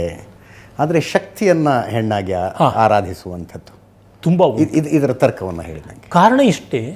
ಪ್ರಕೃತಿ ಸೌಮ್ಯವೂ ಹೌದು, ಉಗ್ರವೂ ಹೌದು ಅಂತ ಗೊತ್ತಾಗುತ್ತದೆ. ಈಗ ನೀರು ಅಷ್ಟು ಜೀವನವನ್ನು ಕೊಡ್ತಕ್ಕಂಥದ್ದು. ನಮ್ಮ ಪರಂಪರೆಯಲ್ಲಿ ನೀರನ್ನ ಜೀವನ ಅಂತ ಕರೀತಾರೆ. ಸಂಸ್ಕೃತದಲ್ಲಿ ನೀರಿಗಿರುವ ಅನೇಕ ಶಬ್ದಗಳಲ್ಲಿ ಜೀವನಂ, ಭುವನಂ, ವನಂ ಅಂತ ಅಮರಕೋಶ ಹೇಳುತ್ತದೆ. ನೀರು ಜೀವನ ನಮಗೆ ಕೊಡ್ತಕ್ಕಂಥದ್ದು. ಅದೇ ನಮ್ಮನ್ನು ಮುಳುಗಿಸಿ ಉಸಿರು ಕಟ್ಟಿಸಲೂಬಹುದು. ಈ ಉಗ್ರ ರೂಪ ಇದೆಯಲ್ಲ, ನಮ್ಮ ದಶಮಹಾವಿದ್ಯೆಗಳಲ್ಲಿ ನಾವು ನೋಡ್ತೀವಿ. ಒಬ್ಬ ಮಹಾದೇವಿ ತಾನು ಹುಟ್ಟಿಸ್ತಾ ಇರತಕ್ಕಂಥ ಮಕ್ಕಳನ್ನು ತಾನೇ ತಿಂದು ಆಪೋಷಣ ತಗೊಳ್ತಾ ಇರತಕ್ಕಂಥದ್ದು. ದಶಮಹಾವಿದ್ಯೆಗಳಲ್ಲಿ ಆ 10 ವಿದ್ಯೆಗಳಲ್ಲಿ ಆ ಉಗ್ರವೂ ಆದದ್ದು, ಸೌಮ್ಯವೂ ಆದದ್ದು, ಶಾಂತವೂ ಆದದ್ದು, ಘೋರವೂ ಆದದ್ದನ್ನು ನೋಡ್ತೀವಿ. ಈಗ ಭೂಮಿ ನಮಗೆ ಆಧಾರವೂ ಆಗಿದೆ. ಭೂಕಂಪ ಆಗಿ ಭೂಮಿ ಬಿರಿದು ನಮ್ಮ ನುಂಗಲೂಬಹುದು. ಅಗ್ನಿಯೂ ಅಷ್ಟೇ. ಎಲ್ಲಿಯೂ ಕೂಡ ನಮಗೆ ಅನುಭವಕ್ಕೆ ಇಂದ್ರಿಯಗ್ರಾಹ್ಯವಾಗಿ ಬರುವುದೆಲ್ಲ ಶಕ್ತಿ. ಅಂದರೆ ನಮ್ಮ ಇಂದ್ರಿಯಗಳಿಗೆಲ್ಲ ಸಿಗತಕ್ಕಂಥದ್ದು ಶಕ್ತಿ, ನಮ್ಮ ಅಂತರಂಗದಲ್ಲಿ ಸ್ಫುರಿಸ್ತಕ್ಕಂಥದ್ದು ಶಿವ ಅಂತ. ಹೀಗಾಗಿ ವೇದಗಳಲ್ಲಿ ಇಂದ್ರಾಣಿ ಅಂತೀವಿ. ಈ ಜಗತ್ತೆಲ್ಲ ಇಂದ್ರಾಣಿ ಶಚಿ, ಈ ಜಗತ್ತನ್ನು ಕಾಣುವ ನಮ್ಮೊಳಗಿನ ಶಕ್ತಿ ಇಂದ್ರ ಅಂತ. ಹೀಗೆ ಆ ದಾಂಪತ್ಯ ಅಂತ ಮಾಡಿದ್ದಾರೆ. ಹಾಗಾಗಿ ಈ ಜಗತ್ತು ನಮಗೆ ಸೌಮ್ಯವೂ ಆಗಿರಬಹುದು, ಉಗ್ರವೂ ಆಗಿರಬಹುದು ಅಂತ ಗೊತ್ತಾಗುತ್ತದೆ. ಅದರಿಂದಲೇ ನಮಗೆ ಈ ಉಗ್ರತೆಯ ಬಗ್ಗೆ ಒಂದು ಹಂತದಲ್ಲಿ ಭಯ ಇದ್ದರೂ ಆಮೇಲೆ ಉಗ್ರತೆಯೂ ಒಂದು ಸಂಸ್ಕಾರದ ರೂಪ ಅಲ್ವಾ ಅಂತ ಗೊತ್ತಾಯಿತು. ಒಂಥರ ಆಕರ್ಷಣೆನೂ ಇರುತ್ತೆ. ಅಥರ್ವವೇದದಲ್ಲಿ ಒಂದು ಮಾತು ಬರ್ತದೆ, ಏನೇ ವಸಸ ಜೇ ಘೋರಂ ತೇನೇ ವಶಾಂತಿರಸ್ತುನಃ ಯಯೈ ವಸಸ ಜೇ ಘೋರಂ ತಯೈ ವಶಾಂತಿರಸ್ತುನಃ. ಯಾವುದು ಘೋರವನ್ನು ಸೃಷ್ಟಿ ಮಾಡುತ್ತೋ ಅದೇ ನಮಗೆ ಶಾಂತಿಯನ್ನು ಕೊಡುತ್ತದೆ ಅಂತ. ಮಳೆಗಾಲದಲ್ಲಿ ಒಂದೇ ಮಂಕುತಿಮ್ಮ ಅಂತ. ಹೌದು, ಅದನ್ನೇ ಡಿ ವಿ ಜಿಯವರು ಹೇಳಿರೋದು. ಅಷ್ಟು ಘೋರವಾಗಿ ಪ್ರವಾಹ ಬಂದು ಎಲ್ಲರನ್ನೂ ಮುಚ್ಚಾಕ್ಬಿಡುತ್ತೆ, ಕೊಚ್ಚಾಕ್ಬಿಡುತ್ತೆ. ಕೊನೆಗೆ ಆ ನೀರು ನಮಗೆ ಉಳಿಯದೇ ಇದ್ದರೆ ವರ್ಷ ಇಡೀ ನಾವು ಬಾಳೋದು ಹೇಗಾಗುತ್ತದೆ? ಮಳೆ ಅಷ್ಟು ಉಗ್ರವಾಗಿ ಬರೋದಾಗುತ್ತದೆ. ನಮಗೆ ಆಂಶಿಕವಾಗಿ ನೋಡಿದಾಗ ಉಗ್ರ, ಪೂರ್ಣವಾಗಿ ನೋಡಿದಾಗ ಲೋಕ ವ್ಯವಸ್ಥೆ ಅನ್ನೋದು ಗೊತ್ತಾಗುತ್ತದೆ. ಹೀಗಾಗಿ ಪ್ರಪಂಚವನ್ನು ಹೇಗೆ ಸ್ವೀಕರಿಸಬೇಕು ಅನ್ನೋದಿದೆಯಲ್ಲ, ಅಕ್ಸೆಪ್ಟೆನ್ಸ್, ಅಂಗೀಕಾರ ಬುದ್ಧಿಯನ್ನು ಇದು ಕಲಿಸುತ್ತೆ. ಈ ಜಗತ್ತನ್ನೇ ನಾವು ಪರಾಪ್ರಕೃತಿ ಅಂತಂದಿದ್ದ ಆ ಕಾರಣಕ್ಕೆ. ಅದಕ್ಕೆ ನಮ್ಮಲ್ಲಿ ಕೋಮಲವಾಗಿ ವನಪು ವಯ್ಯಾರಗಳಿಂದ ಮಾತ್ರ ಇರತಕ್ಕಂಥದ್ದು ಸ್ತ್ರೀತ್ವ ಅನ್ನೋದು ಕೇವಲ ಏಕದೇಶೀಯವಾದದ್ದು. ಸಮಗ್ರವಾದದ್ದಕ್ಕೆ ಅದು ಉಗ್ರವೂ ಹೌದು, ಸೌಮ್ಯವೂ ಹೌದು ಅಂತ. ಇದು ಬರೀ ಸ್ತ್ರೀಗೆ ಮಾತ್ರವಲ್ಲ, ಪುರುಷನಿಗೂ ಹೇಳಿದ್ದಾರೆ, ಪ್ರತಿಯೊಂದಕ್ಕೂ ಹೇಳಿದ್ದಾರೆ. ಒಂದು ವಾದ್ಯಗಳಲ್ಲಿ ಹೇಳಿದ್ದಾರೆ, ರಾಗಗಳಲ್ಲಿ ಹೇಳಿದ್ದಾರೆ, ನೃತ್ಯ ಪದ್ಧತಿಗಳಲ್ಲಿ ಹೇಳಿದ್ದಾರೆ. ಸುಕುಮಾರ, ಉದ್ಧತ, ರಕ್ತಿರಾಗಗಳು, ಘನರಾಗಗಳು, ಹೀಗೆ ಎಲ್ಲಿಯೂ ನಾವು ಕಾಣ್ತೀವಿ. ಮಾಧುರ್ಯ ಗುಣ, ಓಜೋ ಗುಣ, ಹೀಗೆ ಕಾವ್ಯದಲ್ಲಿ ನೋಡಿ, ಸಾಹಿತ್ಯದಲ್ಲಿ ನೋಡಿ, ಶಿಲ್ಪಕಲೆಯಲ್ಲಿ ನೋಡಿ, ಪ್ರತಿಯೊಂದರೊಳಗೂ ಈ ಸೌಮ್ಯ ಮತ್ತು ರೌದ್ರ ಎರಡೂ ಹೇಳಿದ್ದೀವಿ. ಮತ್ತು ಎರಡೂ ಬೇಕು ಅಂತ ಕೂಡ ಹೇಳಿದ್ದೀವಿ. ಮೊದಲ ಬಾರಿಗೆ ಜಗತ್ತಿನಲ್ಲಿ 6 ರುಚಿಗಳನ್ನು ಕಂಡುಕೊಂಡವರು. ಅದರೊಳಗೆ ಸಿಹಿ ಒಂದು ಬಿಟ್ಟರೆ ಮಿಕ್ಕ ಎಲ್ಲ ರುಚಿಗಳು ಅಷ್ಟು ನಮ್ಮ ನಾಲಿಗೆ ಹಿತ ಅಂತೇನು ಹೇಳೋಕ್ಕಾಗಲ್ಲ. ಖಾರವಾಗಲಿ ಕಹಿ ಆಗಲಿ ಎಲ್ಲ ಇದು ಸನಾತನ ಧರ್ಮದ ಸಮಗ್ರ ದೃಷ್ಟಿ ಅಂತ ನನಗನ್ಸುತ್ತೆ. ಕೆಲವೊಂದು ಅಂದರೆ ಹೊಸ ಕಾಲದ ಪಂಡಿತರು ಹೇಳ್ತಾರೆ, ಶತಾವಧಾನಿಗಳೇ, ನಿಮ್ಮ ದೇವತೆಗಳ ಕೈಯಲ್ಲಿ ಆಯುಧಗಳಿರ್ತವೆ, ಅವರು ವ್ಯಗ್ರರಾಗಿರ್ತಾರೆ, ಇದರಿಂದ ಹಿಂಸಾತ್ಮಕ ಮನೋಭಾವ ಬರೋದಿಲ್ವಾ? ಬಹಳ ಒಳ್ಳೆಯ ಪ್ರಶ್ನೆ ಕೇಳಿದ್ರಿ. ಇವತ್ತು ಯಾವ ದೇಶ ಆಯುಧವನ್ನು ಇಟ್ಕೊಂಡಿಲ್ಲ, ಆಯುಧ ಉತ್ಪಾದನೆ ಮಾಡೋ ಯಾವ ದೇಶದ ಹತ್ರ ಹೋಗಿ ಕೋಟಿ ಕೋಟಿ ಡಾಲರ್ಗಳನ್ನು ಕೊಟ್ಟು ಬೇಡ್ತಾ ಇಲ್ಲ ಆಯುಧಕ್ಕಾಗಿ, ಕೇಳಿಬಿಡಲಿ ಅಷ್ಟೇ ಸಾಕು. ಮತ್ತು ಈ ಮಾತು ಹೇಳೋರು ಆಯುಧ ಹಿಡ್ಕೊಂಡಂಥ ಬೆಂಬಲಿಗರಿರೋದ್ರಿಂದ ಅವ್ರು ಈ ಮಾತು ಹೇಳ್ತಾ ಇದ್ದಾರೆ. ಅವ್ರು ಬೀದಿಗೆ ಬಿದ್ದರೆ ಅವ್ರಿಗೆ ಯಾರೂ ಕಾಪಾಡೋದಿಲ್ಲ, ಅದು ನಮಗೆ ಗೊತ್ತಾಗುತ್ತದೆ. ಹೀಗಾಗಿ ಆಯುಧ ಅಂತಕ್ಕಂಥದ್ದು ಅಲಂಕಾರ ಮಾತ್ರವಲ್ಲ, ಅದು ಯುಕ್ತವಾದ ರೀತಿಯಲ್ಲಿ ಬಳಕೆಯೂ ಆಗಬೇಕಾದದ್ದು. ಉದಾಹರಣೆಗೆ ಇಂದ್ರನ ವಜ್ರಾಯುಧವನ್ನೇ ನೋಡಿದ್ರೆ ಅದು ಸಮುದ್ರದ ನೋರೆ. ಆದರೆ ವಿವೇಕಿಯಾದವನು ಯಾವುದನ್ನು ಬಳಸಿಯೂ ಆಯುಧ ಮಾಡಬಹುದು ಅಂತ ತೋರಿಸೋದಕ್ಕೋಸ್ಕರ ಅದನ್ನು ವೃತ್ರಾಸುರನ ಮೇಲೆ ಪ್ರಯೋಗ ಮಾಡ್ದ ಅಂತ. ಹೀಗಾಗಿ ಸೌಮ್ಯವಾದ ಆಯುಧಗಳು ಇವೆ. ಮತ್ತು ನಮ್ಮಲ್ಲಿ ಆಯುಧ ಅನ್ನೋದಕ್ಕೆ ಬರೀ ಕತ್ತಿ, ಚೂರಿ, ಶೂಲ ಅಂತಷ್ಟೇ ಅಲ್ಲ, ಯಜ್ಞಗಳಲ್ಲಿ ಬಳಸ್ತಕ್ಕಂಥ ಎಲ್ಲ ಯಜ್ಞ ಪಾತ್ರೆಗಳನ್ನು ಆಯುಧ ಅಂತಲೇ ಕರೆದಿರೋದು ಗೊತ್ತಾಗುತ್ತೆ. ಎನಿ ಟೂಲ್ ಅಂತ. A tool can also be A weapon and A weapon can also be A tool ಅಂತ ಗೊತ್ತಾಗುತ್ತದೆ. ಇದಕ್ಕೆ ಕಾರಣ ಏನಂದರೆ, ನಮ್ಮಲ್ಲಿ ಕ್ಷಾತ್ರ ಪೌರುಷವನ್ನು ಒಂದು ನೈಷೇಧಿಕವಾದ ರೂಪ, ನೆಗೆಟಿವ್ ಆಗಿ ತೋರಿಸ್ಬಿಟ್ಟು ಅದು ನಮ್ಮಲ್ಲಿ ಇರಬಾರ್ದು ಅಂತ ಮಾಡಿದ್ರು. ಅದನ್ನು ನಮ್ಮನ್ನು ಆಳಬೇಕು, ನಮ್ಮನ್ನು ತುಳಿಯಬೇಕು ಅಂತ ಮಾಡಿದವರಾಗಿತ್ತು. ಅದಕ್ಕೆ ನವರಾತ್ರಕ್ಕಿಂತ ಒಳ್ಳೆಯ ಕ್ಷಾತ್ರ ಪೌರುಷದ ಹಬ್ಬ ಯಾವುದೂ ಇಲ್ಲ. ನಮ್ಮಲ್ಲಿ ಎಲ್ಲ ವರ್ಣಗಳವರೆಗೂ ಪ್ರಾಧಾನ್ಯ ಕೊಟ್ಟಿದ್ದಾರೆ. ಒಂದೊಂದು ಹಬ್ಬವನ್ನು, ಒಂದೊಂದು ವರ್ಣವನ್ನು ಮುಂದಿಟ್ಕೊಂಡು ಮಾಡಬೇಕು. ಇದು ಕ್ಷಾತ್ರದ್ದು ಅಂತ ಗೊತ್ತಾಗುತ್ತದೆ. ಇಲ್ಲಿ ನೋಡಿ, ಸರಸ್ವತಿ ಬಂದರೆ ಅವಳು ಕ್ಷಾತ್ರದಿಂದ ಕೂಡಿರ್ತಾಳೆ. ಮಹಾಸರಸ್ವತಿ, ಮಹಾಲಕ್ಷ್ಮಿ, ಮಹಾಕಾಳಿ ಅಂತ 3 ರೂಪಗಳಲ್ಲಿ 9 ರಾತ್ರಿ, 3 9 ಅಂತ. ಮಹಾಸರಸ್ವತಿ ಕೈಯಲ್ಲಿ ನೇಗಿಲಿನಿಂದ ಒನಕೆವರೆಗೂ ಇರುತ್ತೆ. ಬಲರಾಮನಿಗೆ ನೇಗಿಲು, ಒನಕೆ 2 ಆಯುಧ. ಜೊತೆಗೆ ಕೃಷಿ ಆರಂಭವಾಗೋದು ನೇಗಿಲಿಂದ, ಮುಗಿಯೋದು ಕಾಳನ್ನು ಕುಟ್ಟಿ ಹೊಟ್ಟನ್ನು ಬೇರ್ಪಡಿಸೋದು ಒನಕೆಯಿಂದ. ಕೃಷಿಯ ಇಡೀ ಸೈಕಲ್ ಇದೆಯಲ್ಲ, ಹಲಾದಿ ಮುಸಲಾಂತ ಅವಳಲ್ಲಿದೆ. ಹಾಗೆ ಚಕ್ರ ಇದೆ, ಶಂಖ ಇದೆ, ಗದಾ ಇದೆ, ಧನುರ್ಬಾಣಗಳು ಇವೆ. ಜೊತೆಗೆ ಜ್ಞಾನಕ್ಕೆ ಬೇಕಾಗಿರತಕ್ಕಂಥ ಪುಸ್ತಕ, ವೀಣೆ ಇವು ಕೂಡ ಇದೆ. ಇದು ಮಹಾಸರಸ್ವತಿ ರೂಪ. ಅಂದರೆ ಒಬ್ಬ ಸಾಕ್ಷಾತ್ತಾದಂಥ ದೇವತೆ, ನಮ್ಮ ಸರಸ್ವತಿ ಅಂತ ಸೌಮ್ಯ ದೇವತೆ ಕೂಡ ಮಹಾಸರಸ್ವತಿಯಾಗಿ ತನ್ನನ್ನು ಡಿಫೆಂಡ್ ಮಾಡ್ಕೋತಾಳೆ ಅಂತ ಹಾಗೆ ಮಾಡಿದ್ದಾರೆ.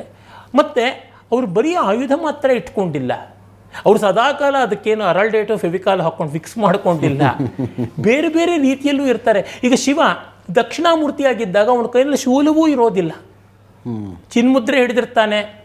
ಎರಡೇ ಹಾಳೆಗಳ ಪುಸ್ತಕ, ಒಂದು ಪರವಿದ್ಯೆ, ಒಂದು ಅಪರವಿದ್ಯೆ, ಒಂದು ಲೌಕಿಕ, ಇನ್ನೊಂದು ಆಧ್ಯಾತ್ಮಿಕ, ಎರಡು ವಿದ್ಯೆಗಳಿಗೆ ಎರಡು ಹಾಳೆ, ಇನ್ನೊಂದು ಕಡೆ ಚಿನ್ಮುದ್ರೆ ಅಂತ. ಜೀವ ಬ್ರಹ್ಮ, ಈ ದೇಶಕಾಲ ವಸ್ತು ಪರಿಚ್ಛೇದ ತ್ರಿಗುಣ ಈ ಥರ ಅದಕ್ಕೆ ಅತೀತವಾದದ್ದು ಅಂತ ತೋರಿಸುವಂಥ ಸೈಲೆನ್ಸ್ನ ಕಮ್ಯುನಿಕೇಷನು.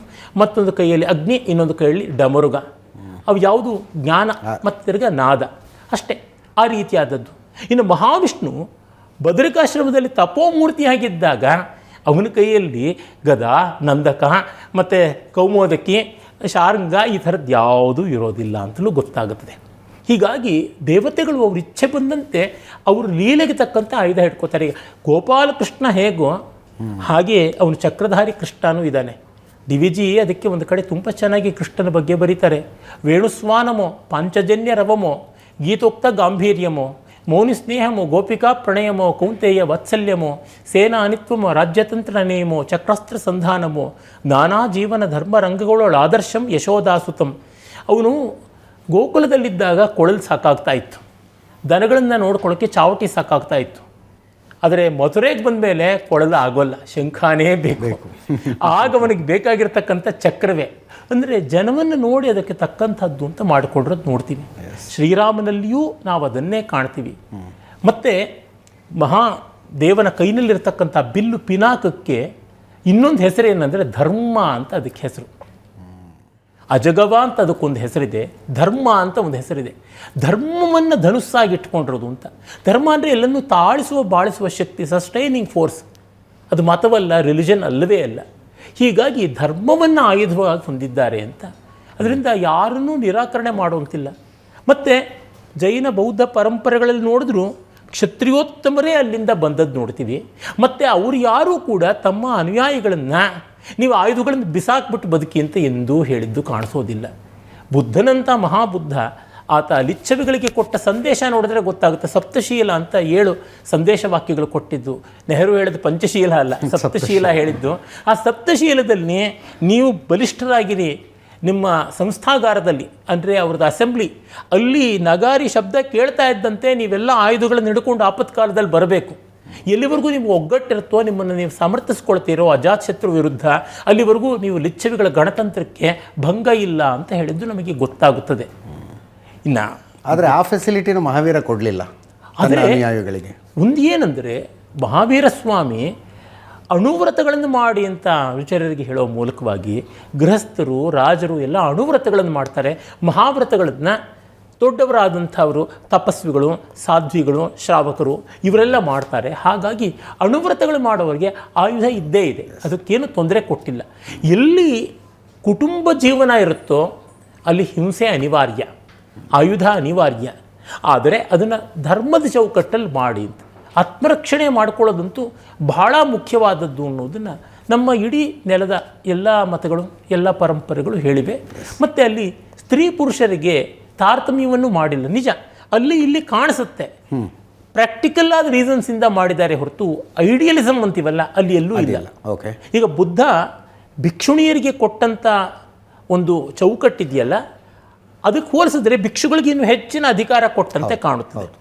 ಅದೇ ರೀತಿ ಜೈನ ಪರಂಪರೆಯಲ್ಲೂ ಕಾಣುತ್ತದೆ. ಅದಕ್ಕೆ ಕಾರಣ ಲೌಕಿಕವಾದ ಕಾರಣಗಳೇ ಹೊರತು ಆಧ್ಯಾತ್ಮಿಕವಾದ ಕಾರಣಗಳು ಅಲ್ಲ ಅಂತ ಅನಿಸುತ್ತೆ. ಸನಾತನ ಧರ್ಮ ಸಂಪ್ರದಾಯದಲ್ಲಿ ಕೂಡ ಸ್ತ್ರೀಗೆ ಸನ್ಯಾಸಾಧಿಕಾರ ಇದೆ ಅನ್ನೋದು ನಮಗೆ ಗೊತ್ತೇ ಇದೆ. ಉದಾಹರಣೆಗೆ ಈ ನವರಾತ್ರ ಇತ್ಯಾದಿಗಳು ವಿಜಯನಗರದಿಂದ ನಮ್ಮ ರಾಜ್ಯದಲ್ಲಿ ಬಹಳ ವಿಶೇಷವಾಗಿ ಬಂತು.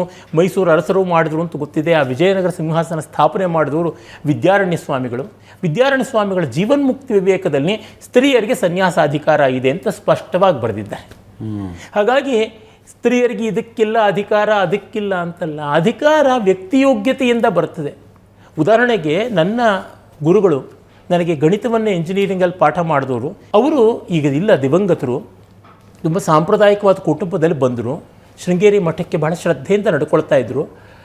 ಅವರಿಗೆ ಸ್ವಾಮಿಗಳೇ ವೇದಾಂತ ಪಾಠವನ್ನು ಪೂರ್ತಿ ಹೇಳಿಸ್ಕೊಳ್ಬೇಕು ಅಂತ ಹೇಳಿ ಅವರಿಗೆ ಒಬ್ಬರು ಪ್ರೊಫೆಸರ್ ಇದ್ದರು, physics professor, C V Raman ಜೊತೆ ಕೆಲಸ ಮಾಡಿದವರು, ಸುಬ್ಬರಾಮಯ್ಯನವರು ಅಂತ. ಅವರು ಚೆನ್ನಾಗಿ ವೇದಾಂತವನ್ನೆಲ್ಲ ಓದಿ ಪಾಠ ಮಾಡ್ಕೊಂಡಿದ್ರು. ಮಹಾಪಂಡಿತರ ಹತ್ರ ಕಲ್ತಿದ್ರು, ಪಂಡಿತರಾಜ ವಿ ಎಸ್ ರಾಮಚಂದ್ರ ಶಾಸ್ತ್ರಿಗಳು ಅಂತ. ಅವರಿಂದ ಸುಬ್ರಹ್ಮಣ್ಯನವರು ಕಲ್ತ್ಕೊಂಡು ಸುಬ್ರಹ್ಮಣ್ಯನವರು ಸುಮಾರು 35 ವರ್ಷ ಕಾಲ ನನ್ನ ಗುರುಗಳು ಮಣಿಕರ್ಣಿಕಂನವರಿಗೆ ಪ್ರಸ್ಥಾನತ್ರಯ ಭಾಷ್ಯವನ್ನು ಪಾಠ ಮಾಡಿದ್ರು. ಮಣಿಕರ್ಣಿಕಂನವರು ತಮ್ಮ ಮನೆಯಲ್ಲಿ ಎಷ್ಟೋ ಜನ ವಿದ್ಯಾರ್ಥಿಗಳಿಗೆ ಪಾಠ ಮಾಡ್ತಾಯಿದ್ರು. ಈಗ ಅವರ ಮಕ್ಕಳು ಮೊಮ್ಮಕ್ಕಳ ಕಾಲಕ್ಕೂ ಬಂದಿದೆ. ಅಂದರೆ ಅವ್ರು ಹೇಳಿದ್ರಂತೆ, ಪಾಠ ಹೇಳಬಹುದಾ ಹೆಣ್ಣು ಮಕ್ಕಳಿಗೆ ಅಂತ ಕೇಳಿದಾಗ ಗಾರ್ಗಿ ಅಂತವಳಯ್ಯ ಅವಳು, ನೀನು ಪಾಠ ಹೇಳು ಅಂತಂದಿದ್ರಂತೆ ಶೃಂಗೇರಿಯ ಗುರುಗಳು. ವಿದ್ಯಾತೀರ್ಥ ಮಹಾಸ್ವಾಮಿಗಳು ಹೇಳಿದರು. ಅಂದರೆ ವ್ಯಕ್ತಿಗಳನ್ನು ನೋಡಿ ಕನ್ಸಿಡ್ರೇಷನ್ಸ್ ಕೊಡೋದು ಇದ್ದೇ ಇರ್ತದೆ. ಇದನ್ನು ನಾವು ಗಮನಿಸಬೇಕು. ಏನಾಗುತ್ತದೆ, ನಮ್ಮ ಸಾಂಪ್ರದಾಯಿಕವಾದ ಚೌಕಟ್ಟಿನಲ್ಲಿ ಅವರು ಎಷ್ಟನ್ನೋ ಕಾಪಾಡಿಕೊಳ್ಬೇಕು. ಒಂದು ಸರ್ಕಾರದ ವ್ಯವಸ್ಥೆಯಲ್ಲಿ, ಒಂದು ಗೌರ್ಮೆಂಟ್ ಆಫೀಸಲ್ಲಿ ನಾವು ಹೋದ ತಕ್ಷಣ ನಮ್ಮ ಕೆಲಸ ಆಗೋಲ್ಲ. ಅದಕ್ಕೇನೋ ಒಂದು ಪ್ರೊಸೀಜರ್ ಇರ್ಬೋದು. ಆದರೆ ನ್ಯಾಯವಾಗಿ ನಡೆದರೆ ಅಲ್ಲಿ ಕನ್ಸಿಡರೇಷನ್ಸ್ ಇದ್ದೇ ಇರ್ತದೆ. ರಂಗಪ್ರಿಯ ಮಹಾದೇಶಕರು ಅಂತ ಓಡಾಡುವ ಪರಮಾತ್ಮನಂತೆ ಇದ್ದಂಥ ಮಹಾನುಭಾವರು, ಶ್ರೀರಂಗ ಮಹಾಗುರುಗಳ ಶಿಷ್ಯರು, ಅಜಾತ ಶತ್ರುಗಳಾದ ಮಹಾನುಭಾವರು, ಅವರು ಹೇಳಿದ್ದಾರೆ ಹೆಣ್ಣು ಮಕ್ಕಳಿಗೆ ಕಲಿಸಿ ಚೆನ್ನಾಗಿ ಅಂತ. ಚಳ್ಳಕೆರೆ ಬ್ರದರ್ಸ್ ಅವರಿಗೆ ಹೇಳಿದ್ರು, ನಿಮ್ಮ ಮಗಳು ಎಷ್ಟು ಒಳ್ಳೆ ಚೆನ್ನಾಗಿ ಹೇಳಬಲ್ಲಳು, ಹೀಗೆ ಕಳಿಸಿ ವೇದವನ್ನು ಅಂತ. ಹೀಗಾಗಿ ಆ ವಿಷಯದಲ್ಲಿ ನಮ್ಮ ಪರಂಪರೆ ದೊಡ್ಡದಾಗಿ ನಡ್ಕೊಂಡಿದೆ. ಏನಂದರೆ ಅವರಿಗೆ ನಡ್ಕೊಳ್ಳೋದಕ್ಕೆ ನಾವು ಅವಕಾಶ ಕೊಡಬೇಕು. ಫ್ಯಾಷನ್ಗೋಸ್ಕರ ಅದು ಮಾಡ್ತೀನಿ ಇದು ಮಾಡ್ತೀನಿ ಅಂದರೆ ಯಾರಿಗೂ ಯಾವುದು ದಕ್ಕೋದಿಲ್ಲ. ಇದೆಲ್ಲ ಐಡಿಯಲಿಸಮ್ನ ಮಾತುಗಳಾಯಿತು ಶತಾವಧಾನಿಗಳು, ಎಷ್ಟೊತ್ತು ನೀವು ಹೇಳಿದ್ದು. ಬಟ್ ನಿಜವಾದ ಜಗತ್ತಿನಲ್ಲಿ ಏನಿದೆ ನಿಮ್ಮ ಅಂದರೆ ನಾವು ಪ್ರಕೃತಿಯನ್ನು ಯಾವ್ಯಾವ ರೀತಿಯಲ್ಲಿ ಆರಾಧಿಸ್ತೀವಿ ಅನ್ನೋದನ್ನು ಹೇಳಿದ್ವಿ. ಆದರೆ ನಿಜವಾಗ್ಲೂ ಪ್ರಕೃತಿಯನ್ನು ಹೆಂಗೆ ನಡೆಸ್ಕೊಳ್ತೀವಿ? ಈಗ ನದಿ ನಮಗೆ ಪವಿತ್ರ ಪೂಜನೀಯ, ಬಟ್ ಆ ನದಿನ ಯಾವ ಕಥೆ ಮಾಡಿಟ್ಟಿರ್ತೀವಿ ಅಲ್ಲ ಈಚೆಗಾಗಿದ್ದು. ಅದು ಯಾಕೆ ಅಂದರೆ ಆ ಸನಾತನ ಧರ್ಮದ ಮೌಲ್ಯಗಳಿಂದ ನಾವು ಸೋಕಾಲ್ಡ್ ಸೆಕ್ಯುಲರ್ ಅಂತ ಆದಮೇಲೆ ಆಗಿದ್ದು. ನೋಡಿ, ನಮ್ಮ ಧರ್ಮಶಾಸ್ತ್ರಗಳಲ್ಲಿ ಕೊಟ್ಟಿರುವ ನಿಯಮಗಳು ಏನು ಅಂತ ನೋಡಿದ್ರೆ ಗೊತ್ತಾಗುತ್ತದೆ. ಒಂದು ಕೆರೆಯಲ್ಲಿ ಮುಳುಗುವಾಗ 3 ಹಿಡಿ ಕೆಳಗಿರುವ ಹೂಳನ್ನು ಎತ್ತಿ ತಡದ ಆಚೆಗೆ ಹಾಕಿಬಿಟ್ಟು ಆಮೇಲೆ ಸ್ನಾನ ಮುಗಿಸ್ಬೇಕು ಅಂತ. ಡೀಸಿಲ್ಟಿಂಗ್ ಆಟೋಮೆಟಿಕ್ಕಾಗಿ ಆಗಬೇಕು ಅಂತ ನಮ್ಮ ಶಾಸನಗಳಲ್ಲಿ ನೋಡಿದ್ರೆ ಗೊತ್ತಾಗುತ್ತದೆ. ಎಷ್ಟು ಕೆರೆಗಳಿಗೆ ಆ ಕೆಸರನ್ನು ತೆಗೆಯಬೇಕು, ಅಲ್ಲಿರ್ತಕ್ಕಂಥ ಸಿಲ್ಟಿಂಗ್ ಡೀಸಿಲ್ಟ್ ಆಗಬೇಕು ಅಂತ ಅನ್ನೋದಕ್ಕೆ ವ್ಯವಸ್ಥೆ ಮಾಡಿದ್ರು. ಒಂದೊಂದು ಶಾಸನದಲ್ಲೂ ಬರುತ್ತೆ, ಎತ್ತುಗಳು, ಕೋಣಗಳು, ಗಾಡಿಗಳು ಮತ್ತು ಬುಟ್ಟಿಗಳು, ಅವಕ್ಕೆ ಕೂಲಿ. ಆಮೇಲೆ ಇದಕ್ಕೆ ಬೇಕಾಗಿರೋ ದುಡ್ಡು ಹೇಗೆ ಅಂದರೆ, ಯಾರ ಮನೆಯಲ್ಲಿ ಮದುವೆ ಇತ್ಯಾದಿ ಶುಭ ಸಮಾರಂಭಗಳಾದರೆ ಸಭಾ ತಾಂಬೂಲ ಅಂತ ಕೊಟ್ಟು ಮಾಡಬೇಕು ಅಂತ ಇತ್ತು. ಈ ರೀತಿಯಾಗಿ ನಡೀತಾ ಇದ್ದದ್ದು. ನದಿಯಲ್ಲಿ ಕೂಡ ಅದೇ ಬರ್ತದೆ. ವೇದದಲ್ಲಿಯೇ ಮಾತು ಬರುತ್ತೆ, ನಾಪ್ಸು ಮೂತ್ರ ಪುರುಷಂಕುರ್ಯಾನ್ನ ವಾನಿಷ್ಠಿ ವೇತ್, ನೀರಿನಲ್ಲಿ ಮಲಮೂತ್ರ ವಿಸರ್ಜನೆ ಮಾಡಬಾರ್ದು, ಉಗಳಬಾರದು ಅಂತೆಲ್ಲ ಎಲ್ಲಿವರೆಗೂ ನಮ್ಮಲ್ಲಿ ಇತ್ತು ಅಂತಂದರೆ, ಈಗ ನಾವು ಮೈ ಮೇಲೆ ಬೆತ್ತಲಿಯಾಗಿ ಮೈ ಮೇಲೆ ನೀರು ಹಾಕೋಬಾರ್ದು ಅಂತಿತ್ತು. ಗಂಗೆಗೆ ಅವಮಾನ ಮಾಡ್ದಂಗೆ ಆಗುತ್ತೆ ಅಂತ ಬಟ್ಟೆ ಉಟ್ಕೊಂಡು ಸ್ನಾನ ಮಾಡಬೇಕು ಅಂತ. ಈ ಮಟ್ಟಕ್ಕೆ ಅಬ್ಯೂಸ್ ಅನ್ನೋದನ್ನು ಮಾಡಬಾರ್ದು ಅಂತ. ಒಂದು ಮರವನ್ನು ಕತ್ತರಿಸಬೇಕು ಅಂತಂದರೆ ನೋಡಬೇಕು ಅದು ಯಾವ್ಯಾವ ಕಾರಣಕ್ಕೆ ಕತ್ತರಿಸಬೇಕು ಅಂತ. ಆಗಮಗಳಲ್ಲಿ ನಾವು ಒಂದು ದೇವಸ್ಥಾನದ ಧ್ವಜಸ್ತಂಭಕ್ಕೆ ಮರ ಕತ್ತರಿಸಬೇಕು ಅಂತಂದರೆ ಆ ಮರದ ಜಾತಿಯ ಬೇರೆ ಮರಗಳನ್ನು 7 ಮರಗಳನ್ನು ನೆಡಬೇಕು. ಮತ್ತು ಆ ಮರದಲ್ಲಿ ಯಾವ ಪಕ್ಷಿಗಳು ಗೂಡು ಕಟ್ಟಿರಬಾರ್ದು, ಅದರ ಹತ್ತಿರದಲ್ಲಿ ಯಾವುದೇ ಹುತ್ತ ಇತ್ಯಾದಿಗಳು ಇರಬಾರ್ದು. ಈ ಥರ ಎಷ್ಟೊಂದೆಲ್ಲ ಕಂಡೀಷನ್ಸ್ ಹಾಕಿದ್ದಾರೆ ಅಂದರೆ, ಪ್ರಕೃತಿಯನ್ನು ಅವರಿಗೆ ಎಷ್ಟು ಅನಿವಾರ್ಯತೆ ಇದ್ದಾಗಲೂ ಪ್ರಕೃತಿ ಮೇಲೆ ಬದುಕೋದು, ಇದನ್ನು ಗಮನಿಸ್ಕೊಂಡು ಮಾಡಿದ್ದಾರೆ. ವೇದದಲ್ಲೇ ಕಾಣಿಸುತ್ತೆ, ಔಷಧೇನ ಸ್ತ್ರಾಯಸ್ವ ಅಂತ ಹೇಳುವಾಗ, ನೀನು ನಮ್ಮನ್ನು ಕಾಪಾಡಬೇಕು ಅಂತ ಒಂದು ಔಷಧವನ್ನು ಕಿತ್ಕೊಳ್ಳುವಾಗ ಅದಕ್ಕೆ ಬೇರೆ ಸಸ್ಯಗಳನ್ನು ನೆಟ್ಟು ಪ್ರಾಯಶ್ಚಿತ್ತ ಮಾಡಿಕೊಳ್ಬೇಕು ಅಂತ. ಎಲ್ಲಿವರೆಗೂ ಇದೆ ಅಂದರೆ, ಪುರಾಣಾದಿಗಳಲ್ಲಿ ಬರುತ್ತೆ, ಒಂದು ಕೆರೆಯಲ್ಲಿ ನೀರನ್ನು ಒಂದು ಋತುವಿನವರೆಗೂ ಕಾಪಾಡೋ ತರಹ ಕೆರೆ ಕಟ್ಟಿದರೆ ಅವನಿಗೆ ಇಂಥ ಪುಣ್ಯ ಬರ್ತದೆ, ಈ ಯಜ್ಞ ಮಾಡಿದ ಪುಣ್ಯ ಬರ್ತದೆ. 2 ಋತುಗಳಿಗೆ ಇಷ್ಟು, 6 ಋತುಗಳು ವರ್ಷ ಇಡೀ ನೀರು ತುಂಬಿರೋ ಥರ ಆದರೆ ಅವನು ಅಶ್ವಮೇಧಾದಿಗಳನ್ನೆಲ್ಲ ಮಾಡಿದ ಪುಣ್ಯ ಬರ್ತದೆ ಅಂತ ಇದೆ. ಹಾಗೆ ಮಾವಿನ ಮರ, ಬೇವಿನ ಮರ ಇತ್ಯಾದಿ, ಅಶ್ವತ್ಥಮೇಕಂ ಪಿಚುಮಂದಮೇಕಂ ನೆಗ್ರೋಧಮೇಕಂ ದಶತಿಂತ್ರಿಣೀಮಿಕಂ ಪಂಚಾಮ್ರರೋಪಿ ನಿರಯಂನ ಪಶ್ಯೇತ್ ಅಂತೆಲ್ಲ ಭವಿಷ್ಯ ಪುರಾಣದಲ್ಲಿ ಬರ್ತದೆ. ಒಂದು ಅಶ್ವತ್ಥ, ಒಂದು ಇದು ಬೇವಿನ ಮರ, ಪಿಚುಮಂದಮೇಕಂ, ನೆಗ್ರೋಧಮೇಕಂ ಒಂದು ವಟವೃಕ್ಷ, 10 ಹುಣಸೆ ಮರ, ಇವುಗಳನ್ನೆಲ್ಲ ನಟ್ಟಂಥವನಿಗೆ ನರಕದ ಭಯವೇ ಇಲ್ಲ ಅಂತನ್ನುವಂಥದ್ದು. ಹೀಗೆ ಮಾಡಿರುವಂಥದ್ದನ್ನು ನಾವು ನೋಡ್ತೀವಿ. ಇದು ಎಲ್ಲಿವರೆಗೂ ಬಂದಿದೆ ಈ ಧರ್ಮದೃಷ್ಟಿ ಅಂತಂದರೆ, ನಮ್ಮ ಸಾಮಾನ್ಯರಿಗೆ ಇವತ್ತಿಗೂ ಗ್ರಾಮೀಣರಿಗೆ ಅರಣ್ಯಕರಿಗೆ ಇದೆ. ಸಂತಾಲರಲ್ಲಿ ಮಾನೋಕಲ್ಚರ್ ಕೂಡುದು ಅಂತ ಹೇಳ್ಬಿಟ್ಟು ಬಂಗಾಳದ ಆದಿವಾಸಿಗಳು ಸಂತಾಲರಲ್ಲಿ ಬೇರೆ ಬೇರೆ ಜಾತಿಯ ಮರಗಳನ್ನು ಒಟ್ಟಿಗಿಡ್ತಾರೆ. ಅದಕ್ಕೆಂದರೆ ಪರಸ್ಪರ ಮಾತಾಡ್ಕೊಳ್ಳೋದಕ್ಕೆ ಸ್ನೇಹಿತರಿರಬೇಕು ಅಂತ. ಒಂದೇ ಮರದ ಗುಂಪುಗಳಾಗ್ಬಿಟ್ರೆ ಅದು ಕುಟುಂಬದವರಾಗ್ಬಿಡ್ತಾರಂತೆ. ಸ್ನೇಹಿತರಾಗಬೇಕು ಅಂದರೆ ಬೇರೆ ಜಾತಿ ಮರಗಳಿರಬೇಕು ಅಂತ. ಈ ಮಾನೋಕಲ್ಚರ್ ಅಲ್ಲದೇ ಇರೋ ತೀರ್ಮಾನ ಮಾಡಬೇಕು ಅಂತ ಅನ್ನೋದು ಉಂಟು. ಹೀಗೆ ಇದು ಮಾಡ್ಕೊಂಡು ಬಂದರು. ಏನಾಯಿತು, ಇಂಡಸ್ಟ್ರಿಯಲೈಸೇಷನ್ ಆದ ತಕ್ಷಣ ಅಷ್ಟನ್ನು ಇನ್ನೊಂದು ಕಡೆಗೆ ಶಿಫ್ಟ್ ಮಾಡೋದು, ಒಂದು ಕಡೆ ಪ್ರೋಸೆಸ್ ಮಾಡಿ ಮತ್ತೊಂದು ಕಡೆಗೆ ತರೋದು, ಹೀಗೆ ಮಾಡಿದಾಗ ಪ್ರಕೃತಿಯ ಮೇಲೆ ನ್ಯಾಚುರಲ್ ಆಗಿ ಹಾನಿ ಆಯಿತು. ನೋಡಿ, ಮನುಸ್ಮೃತಿಯನ್ನು ತುಂಬ ಜನ ಬೈತಾರಲ್ಲ, ಮನುಸ್ಮೃತಿನಲ್ಲಿ ಉಪಪಾತಕಗಳು ಅಂತ ಲಿಸ್ಟ್ ಮಾಡುವಾಗ ಯಾವ್ಯಾವುದನ್ನು ಉಪಪಾತಗಳು ಅಂತ ಹೇಳ್ತಾರೆ ಅಂತಂದರೆ, ಹಿಂಸೌಷಧೀನಾಂ ಸ್ತ್ರಾಜೀವ ಮಹಾಯಂತ್ರ ಪ್ರವರ್ತನಂ ಸರ್ವಾಕರೇಶ್ವ ಅಧಿಕಾರ, ಎಲ್ಲ ಅಂಡರ್ಗ್ರೌಂಡ್ ರಿಸರ್ವ್ಸು, ಮೈನಿಂಗು ಅಥವಾ ನಾವು ನೀರನ್ನು ಬೋರ್ವೆಲ್ ಹಾಕಿ ಮಾಡ್ತಕ್ಕಂಥದ್ದು, ಅದನ್ನು ಸರ್ವಾಕರೇಶ್ವ ಅಧಿಕಾರ, ಮಹಾಯಂತ್ರ ಪ್ರವರ್ತನಂ ದೊಡ್ಡ ದೊಡ್ಡ ಡ್ಯಾಮ್ಸ್ ಕಟ್ಟಿ ನೀರನ್ನು ತಡೀತಕ್ಕಂಥದ್ದು, ಮತ್ತು ಮರಗಿಡಗಳನ್ನು ಕತ್ತರಿಸ್ತಕ್ಕಂಥ ಡಿಫಾರೆಸ್ಟೇಷನ್ ಮಾಡ್ತಕ್ಕಂಥದ್ದು, ಇವೆಲ್ಲ ಪಾತಕಗಳು ಅಂತಂದಿದ್ದಾರೆ. ಮತ್ತು ಹೆಂಗಸರನ್ನು ಬಲವಂತವಾಗಿ ದುಡಿಮೆ ಹಚ್ಚಿ ಅಲ್ಲಿಂದ ಬದುಕೋದು, ಇವೆಲ್ಲ ಪಾತಕ ಅಂತ ಹೇಳಿರೋದು ಉಂಟು. ಇದನ್ನು ಇಷ್ಟು ಮಟ್ಟಿಗೆ ಗಮನಿಸಿದ್ರು ಅಂತಂದರೆ, ಕಾನೂನಿನಲ್ಲಿ ಕಟ್ಟಲಿನಲ್ಲಿ ಧರ್ಮಶಾಸ್ತ್ರದಲ್ಲಿ ಇದ್ದರೆ ಒಂದು ಮಟ್ಟಕ್ಕಾದ್ರೂ ಆಚರಣೆಗೆ ಬರ್ತದೆ. ಇವತ್ತು ನಾವೇನು ಹೇಳ್ತೀವಿ, ನಮ್ಮ ಸಂವಿಧಾನದಲ್ಲಿ, ನಮ್ಮ ಶಾಸನಗಳಲ್ಲಿ, ನಮ್ಮ ಸರ್ಕಾರದ ನಿಯಮಗಳಲ್ಲಿ, ಕೋರ್ಟು ಕಚೇರಿಗಳ ವ್ಯವಹಾರದಲ್ಲಿ ದೊಡ್ಡ ಆದರ್ಶಗಳಿವೆ. ಅದನ್ನು ನಾವು ಗಮನಿಸಬೇಕು. ಥಿಯರಿ ಆ್ಯಂಡ್ ಪ್ರಾಕ್ಟೀಸಲ್ಲಿ ಯಾವತ್ತೂ ಲ್ಯಾಗ್ ಇರುತ್ತೆ, ಅದನ್ನು ನಾವು ನಿರಾಕರಿಸೋಲ್ಲ. ಆದರೆ ಥಿಯರಿಯಲ್ಲೇ ಇವುಗಳು ಗಮನಕ್ಕೆ ಬರದೇ ಇದ್ದರೆ ಹೇಗೆ? ನಮ್ಮಲ್ಲಿ ಈ ಪರಿಸರ ಇತ್ಯಾದಿಗಳ ಬಗ್ಗೆ ಯಾವ ದೇಶಗಳಲ್ಲಿ ಯಾವಾಗ ಯಾವ ಮಟ್ಟಕ್ಕೆ ಗಮನ ಬಂತು ಅಂತ ನಾವು ನೋಡಬೇಕು. ಇದೆಲ್ಲ ತೀರಾ 19ನೇ ಶತಮಾನದ ಕೊನೆ 20ನೇ ಶತಮಾನದ ಆರಂಭದಿಂದ ಇವುಗಳ ಎಚ್ಚರ ಬಂದಿರೋದು. ನಮ್ಮಲ್ಲಿ ಇದು ಸಾವಿರಾರು ವರ್ಷಗಳಿಂದ ಇರುವಂಥದ್ದು ಅಂತ ನೋಡಿದಾಗ ಅನ್ವಯ ಎಷ್ಟೋ ಮಟ್ಟಿಗೆ ಆಗಿದೆ ಅಂತ ಗೊತ್ತಾಗುತ್ತದೆ. ಅದು ಅನ್ವಯ ಆಗಿರೋದಕ್ಕೆ ನಮಗೆ ಶಾಸನಗಳಲ್ಲಿ, ಸಾಹಿತ್ಯದಲ್ಲಿ ಕಾಣಿಸುತ್ತೆ. ಹಾಗಿಲ್ಲದೆ ಇದ್ದರೆ ಮರಗಳಿಗೆ ಪೂಜೆ ಮಾಡೋದು, ನದಿಗಳಿಗೆ ಪೂಜೆ ಮಾಡೋದು, ನದಿ ಪ್ರವಾಹ ಬಂದಾಗ ಅದನ್ನು ಆರಾಧನೆ ಮಾಡ್ತಕ್ಕಂಥದ್ದು, ಇವೆಲ್ಲ ಇರ್ತಾ ಇರಲಿಲ್ಲ. ಪವಿತ್ರ ಅಂತಂದರೆ ಯಾರೂ ಅದರ ಮೇಲೆ ಕೈ ಮಾಡೋಲ್ಲ. ಹಾಗಿಲ್ಲದೆ ಇದ್ದರೆ ನಾಗಬನಗಳು ಯಾಕೆ ಉಳ್ಕೋತಾ ಇದ್ವು ಅಂತ ಗೊತ್ತಾಗುತ್ತೆ. ಮತ್ತು ನಮ್ಮ ನದಿಗಳಲ್ಲಿ, ಕೆರೆಗಳಲ್ಲಿ ಇದು ತುಂಬ ಪವಿತ್ರ, ಇಲ್ಲಿ ಗಂಗೋದ್ಭವ ಆಗುತ್ತದೆ ಇಂಥ ನಕ್ಷತ್ರದಲ್ಲಿ, ಇಂಥ ರಾಶಿಯಲ್ಲಿ, ಇಂಥ ಸಂಕ್ರಮಣದಲ್ಲಿ ಅಂತ ಅನ್ನೋದ್ರಿಂದ ಅದನ್ನು ಉಳಿಸ್ಕೊಳ್ಳೋದಕ್ಕೂ ಪ್ರಯತ್ನ ಮಾಡ್ತಾರೆ. ಈ ನಂಬಿಕೆಗಳೆಲ್ಲ ಹಾಗೆ ಬಂದಿವೆ ಅಂತ ನಂಗೆ ಅನಿಸುತ್ತೆ. ಹಾಗಾಗಿ ಈ ನಂಬಿಕೆಗಳಿಂದ, ಈ ಕಟ್ಟಲೆಗಳಿಂದ ಪ್ರಯೋಜನದ ಪ್ರಮಾಣ ಹೆಚ್ಚು, ತೊಂದರೆಗಳ ಪ್ರಮಾಣಕ್ಕಿಂತ ಪ್ರಯೋಜನದ ಪ್ರಮಾಣ ಹೆಚ್ಚು ಅಂತ ನೋಡ್ಬೋದು. ನೀವು ಅರ್ಧ ಉತ್ತರ ಕೊಟ್ಟುಬಿಟ್ರಿ. ನಾನು ಪ್ರಕೃತಿಯ ವಿಷಯದಲ್ಲಿ ನಡೆದುಕೊಂಡಿದ್ದು, ಸ್ತ್ರೀಯ ವಿಷಯದ ಬಗ್ಗೆನೂ ಕೇಳೋದಿದೆ. ಪುರಾಣ ಪುಣ್ಯಕಥೆಗಳಲ್ಲಿ ಎಲ್ಲದರಲ್ಲೂ ಸ್ತ್ರೀ ಅತ್ಯಂತ ಪವಿತ್ರಳು. ಆದರೆ ನಿಜವಾಗ್ಲೂ ಸಮಾಜದಲ್ಲಿ ಏನಾಯಿತು ಅಂತ.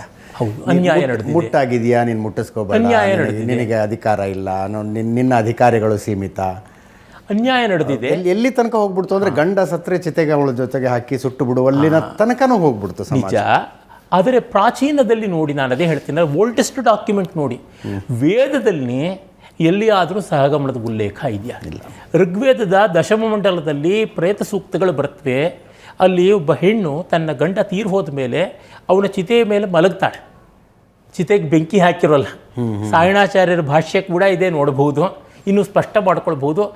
ಆಗ ಅವಳಿಗೆ ಮುಂದೆ ಅವಳನ್ನು ಮದುವೆ ಆಗಬೇಕು ಅಂತ ಬಯಸೋನು ಒಂದು ಮಂತ್ರ ಹೇಳಬೇಕು ಅಂತಿದೆ.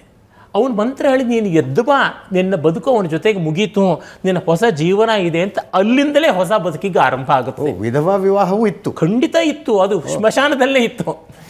ಒಂದು ಪಕ್ಷ ಆ ಎಲಿಜಿಬಲ್ ಕ್ಯಾಂಡಿಡೇಟ್ ಇಲ್ಲದೆ ಇದ್ದರೆ ಪುರೋಹಿತ ಆ ಮಂತ್ರ ಹೇಳಿ ಅವಳನ್ನ ಎಬ್ಬಿಸಿ ಕರೆಸ್ಕೊಂಡು ಬರ್ತಾನೆ. ಕರ್ಕೊಂಡು ಬಂದು ಮತ್ತೆ ಅವಳು ಮದುವೆ ಆಗ್ಬೋದು ಅಂತ. ಪರಾಶರ ಸ್ಮೃತಿ, ವೇದವ್ಯಾಸರ ತಂದೆ ಬರೆದಂಥ ಸ್ಮೃತಿ ಅಲ್ಲಿ ಬರ್ತದೆ. ಗಂಡ ಆದವನು ಸತ್ತು ಹೋದರೆ ಅಥವಾ ಅಬ್ಸ್ಕಾಂಡಿಂಗ್, ನಷ್ಟೆ, ಎಲ್ಲಿ ಅಂತ ಗೊತ್ತಿಲ್ಲ, ಮೃತೆ ಸತ್ತೋಗಿದ್ದಾಗ, ಪ್ರವ್ರಜಿತೆ ಸನ್ಯಾಸಿ ಆದಾಗ, ಕ್ಲೀಬೆ ನಪುಂಸಕನಾಗಿದ್ದಾಗ, ರೋಗಗ್ರಸ್ತನಾಗಿದ್ದಾಗ, ಅಥವಾ ರಾಜದ್ರೋಹಕ್ಕೆ ತುತ್ತಾಗಿ ದೇಶಭ್ರಷ್ಟನೋ ದಂಡನೆಗೋ ಪಾತ್ರ ಆಗಿದ್ದಾಗ, ಈ 5 ಕಂಡೀಷನ್ಸಲ್ಲಿ ಪಂಚತ್ ಸ್ವಾಪಸ್ತು ನಾರಿ ಆಪತ್ಸು ನಾರೀಣಾಂ ಪತಿರನ್ಯೋ ವಿಧೀಯತೆ, ಬೇರೆ ಮದುವೆ ಮಾಡ್ಕೊಳ್ಬಹುದು ಅಂತ ಇದೆ. ಕೌಟಿಲ್ಯ ಅದನ್ನು ಹೇಳಿದ್ದಾನೆ. ಅಂದರೆ ಗಂಡ ಯಾವುದೋ ದೇಶಕ್ಕೆ ಹೊರಟೋಗ್ತಾನೆ, ಈ ಕಾಲದಲ್ಲಿರೋ ಥರ ಅನುಕೂಲತೆ ಇಲ್ವಲ್ಲ, ಅವ್ನು ಬರ್ತಾನೋ ಇಲ್ವೋ ಗೊತ್ತಿಲ್ಲ ಅಂತಂದರೆ ಅತ್ಯಂತ ಕಡಿಮೆ ಕಾಲ ಕಾಯಬಹುದಾದದ್ದು ಶೂದ್ರ ಸ್ತ್ರೀಗೆ ಅಂತ, ಅತಿ ದೀರ್ಘಕಾಲ ಕಾಯಬೇಕಾದದ್ದು ಬ್ರಾಹ್ಮಣ ಸ್ತ್ರೀ ಅಂತ. ಯಾಕೆಂದರೆ ನೀನು ಪ್ರಿವಿಲೇಜ್ಡ್ ಕಾಸ್ಟ್ ಅಂತಂದರೆ, ಪ್ರಿವಿಲೇಜ್ಡ್ ವರ್ಣ ಅಂತಂದರೆ ನೀನು ಹೆಚ್ಚು ಕಾಲ ಕಾಯಬೇಕು. ಅವಳಿಗೆ ಕಷ್ಟ ಇರುತ್ತೆ ಕಾಯೋದಕ್ಕೆ, ಅನುಕೂಲತೆ ಇಲ್ಲದೆ ಇರ್ಬೋದು, ಅವಳು ಬೇಗ ಮದುವೆ ಮಾಡ್ಕೊಳ್ಬಹುದು ಅಂತ. ಹೀಗೆ ಅಷ್ಟನ್ನು ಕೂಡ ಹೇಳಿರುವಂಥದ್ದು ನಾವು ನೋಡ್ತೀವಿ. ಮಾತ್ರವಲ್ಲ, ನಮ್ಮಲ್ಲಿ ಅತ್ಯಾಚಾರ ಇತ್ಯಾದಿಗಳಿಗೆ ಒಳಗಾದಂಥ ಹೆಣ್ಣು ಮಕ್ಕಳು ಕೂಡ ಒಂದು ಬಾರಿ ರಜಸ್ವಲೆಯರಾದ ಮೇಲೆ ಅದೆಲ್ಲ ಮೈಲಿಗೆಯೂ ಹೋಯಿತು ಅನ್ನೋ ಮಾತನ್ನು ಕೂಡ ವರಾಹಮಿಹಿರ ಅಂತ ಅವನು 1500 ವರ್ಷಗಳ ಕೆಳಗೆ ಬರೆದಿದ್ದಾನೆ. ಅವನ ಬೃಹತ್ ಸಂಹಿತ ವಿಶ್ವಕೋಶ, ಸಂಸ್ಕೃತದ ಜಗತ್ತಿನ ಮೊತ್ತ ಮೊದಲ ವಿಶ್ವಕೋಶ. ಅದರೊಳಗೆ ಸ್ತ್ರೀ ಪ್ರಶಂಸಾಧ್ಯಾಯ ಅಂತಿದೆ. ಸ್ತ್ರೀಯನ್ನು ಎಷ್ಟು ದೊಡ್ಡದಾಗಿ ಕಾಣಬೇಕು ಅಂತ ಅವನು ಹೇಳ್ತಾನೆ. ಅಯ್ಯೋ ಗಂಡಸರೇ, ನೀವೆಂಥ ಅವಿವೇಕಿಗಳು, ಅನ್ಯಾಯಗಾರರು, ಮೋಸಗಾರರು.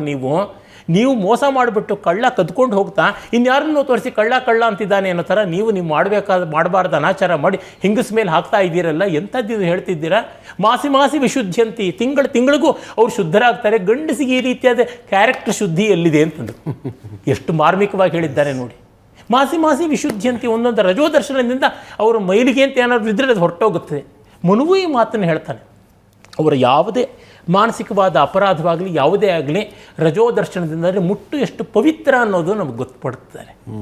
ಅದೊಂದು ಅವರನ್ನು ತಾವು ಶುದ್ಧೀಕರಿಸಿಕೊಳ್ಳುವ ವಿಧಾನ, ರೆನ್ಯೂಯಿಂಗ್ ಆಫ್ ದೆರ್ ಓನ್ ಸೆಲ್ಫ್ ಅಂತ ಆ ರೀತಿಯಾಗಿ ಮಾಡಿರುವಂಥದ್ದು ಕಾಣಿಸುತ್ತೆ. ಹೀಗಾಗಿ ನಮ್ಮ ಪರಂಪರೆಯಲ್ಲಿ ಹೆಣ್ಣಿಗೆ ಅನ್ಯಾಯ ಮಾಡಿದವರ ಪಕ್ಷದಲ್ಲಿ ಯಾರಿದ್ರು, ಅದರ ವಿರುದ್ಧ ಯಾರಿದ್ರು ಅಂತ ನೋಡಿದ್ರೆ ಗೊತ್ತಾಗುತ್ತೆ. ನೋಡಿ, ಎಲ್ಲಿಂದ ಕಾಣಿಸುತ್ತೆ? ಭೂಮಿಯನ್ನು ಮುಳುಗಿಸ್ಬೇಕು ಅಂತ ಹೋದಂಥ ಹಿರಣ್ಯಾಕ್ಷನಿಂದ ನಾವು ನೋಡ್ತೀವಿ. ಮತ್ತೆ ತಿರ್ಗಾ ಸೀತೆಯ ಕಥೆ ಗೊತ್ತಿದೆ, ದ್ರೌಪದಿಯ ಕಥೆ ಗೊತ್ತಿದೆ. ಹೀಗೆ ಎಲ್ಲಿ ಹೆಣ್ಣಿಗೆ ಸಮಸ್ಯೆ ಆಯಿತೋ ಅಲ್ಲಿ ಪರಮಾತ್ಮ ಅವಳ ಕಡೆ ನಿಂತಿದ್ದಾನೆ, ಗಂಡಾಗಲಿ ಹೆಣ್ಣಾಗಲಿ ನಿಂತಿದ್ದಾನೆ. ಯಾರು ಅವಳಿಗೆ ಅನ್ಯಾಯ ಮಾಡಿದ್ರೋ ಅವರು ಪರವಾಗಿಲ್ಲ. ಕೃಷ್ಣ ಸಂಧಿಗೆ ಹೋಗುವಾಗ ದ್ರೌಪದಿ ತಲೆ ಮುಡಿ ತೋರಿಸ್ತಾಳೆ, ಕೃಷ್ಣ ನೀನು ಸಂಧಿಗೆ ಹೋಗುವಾಗ ಇದನ್ನು ಮರೆಯಬಾರ್ದು ಅಂತ. ಖಂಡಿತ ನಾನು ಮರೆಯೋದಿಲ್ಲಮ್ಮ, ನಾನು ಆಕಾಶ ಬಿದ್ದರೂ ಭೂಮಿ ಬೆರೆದರೂ ಏನೇ ಆದರೂ ಕೂಡ ನಮೇ ಮೋಘಂ ಭವಿಷ್ಯತಿ, ನಮೇ ವಚಃ ಮೋಘಂ ಭವಿಷ್ಯತಿ, ನನ್ನ ಮಾತು ಸುಳ್ಳಾಗೋದಿಲ್ಲ, ಮಾಡ್ತೀನಿ ಅಂತ ಕುಮಾರವ್ಯಾಸ ಭಾವ ಗ್ರಹಿಸಿದ್ದಾನೆ. ವ್ಯಾಸರ ಮಾತನ್ನು ದೇವಕಿಯೇ ಮೇಲಾಣೆ, ಅವನ ಅಪ್ಪಟ ಕನ್ನಡಿಗ ಆಣೆ ಇಡ್ತಾನೆ.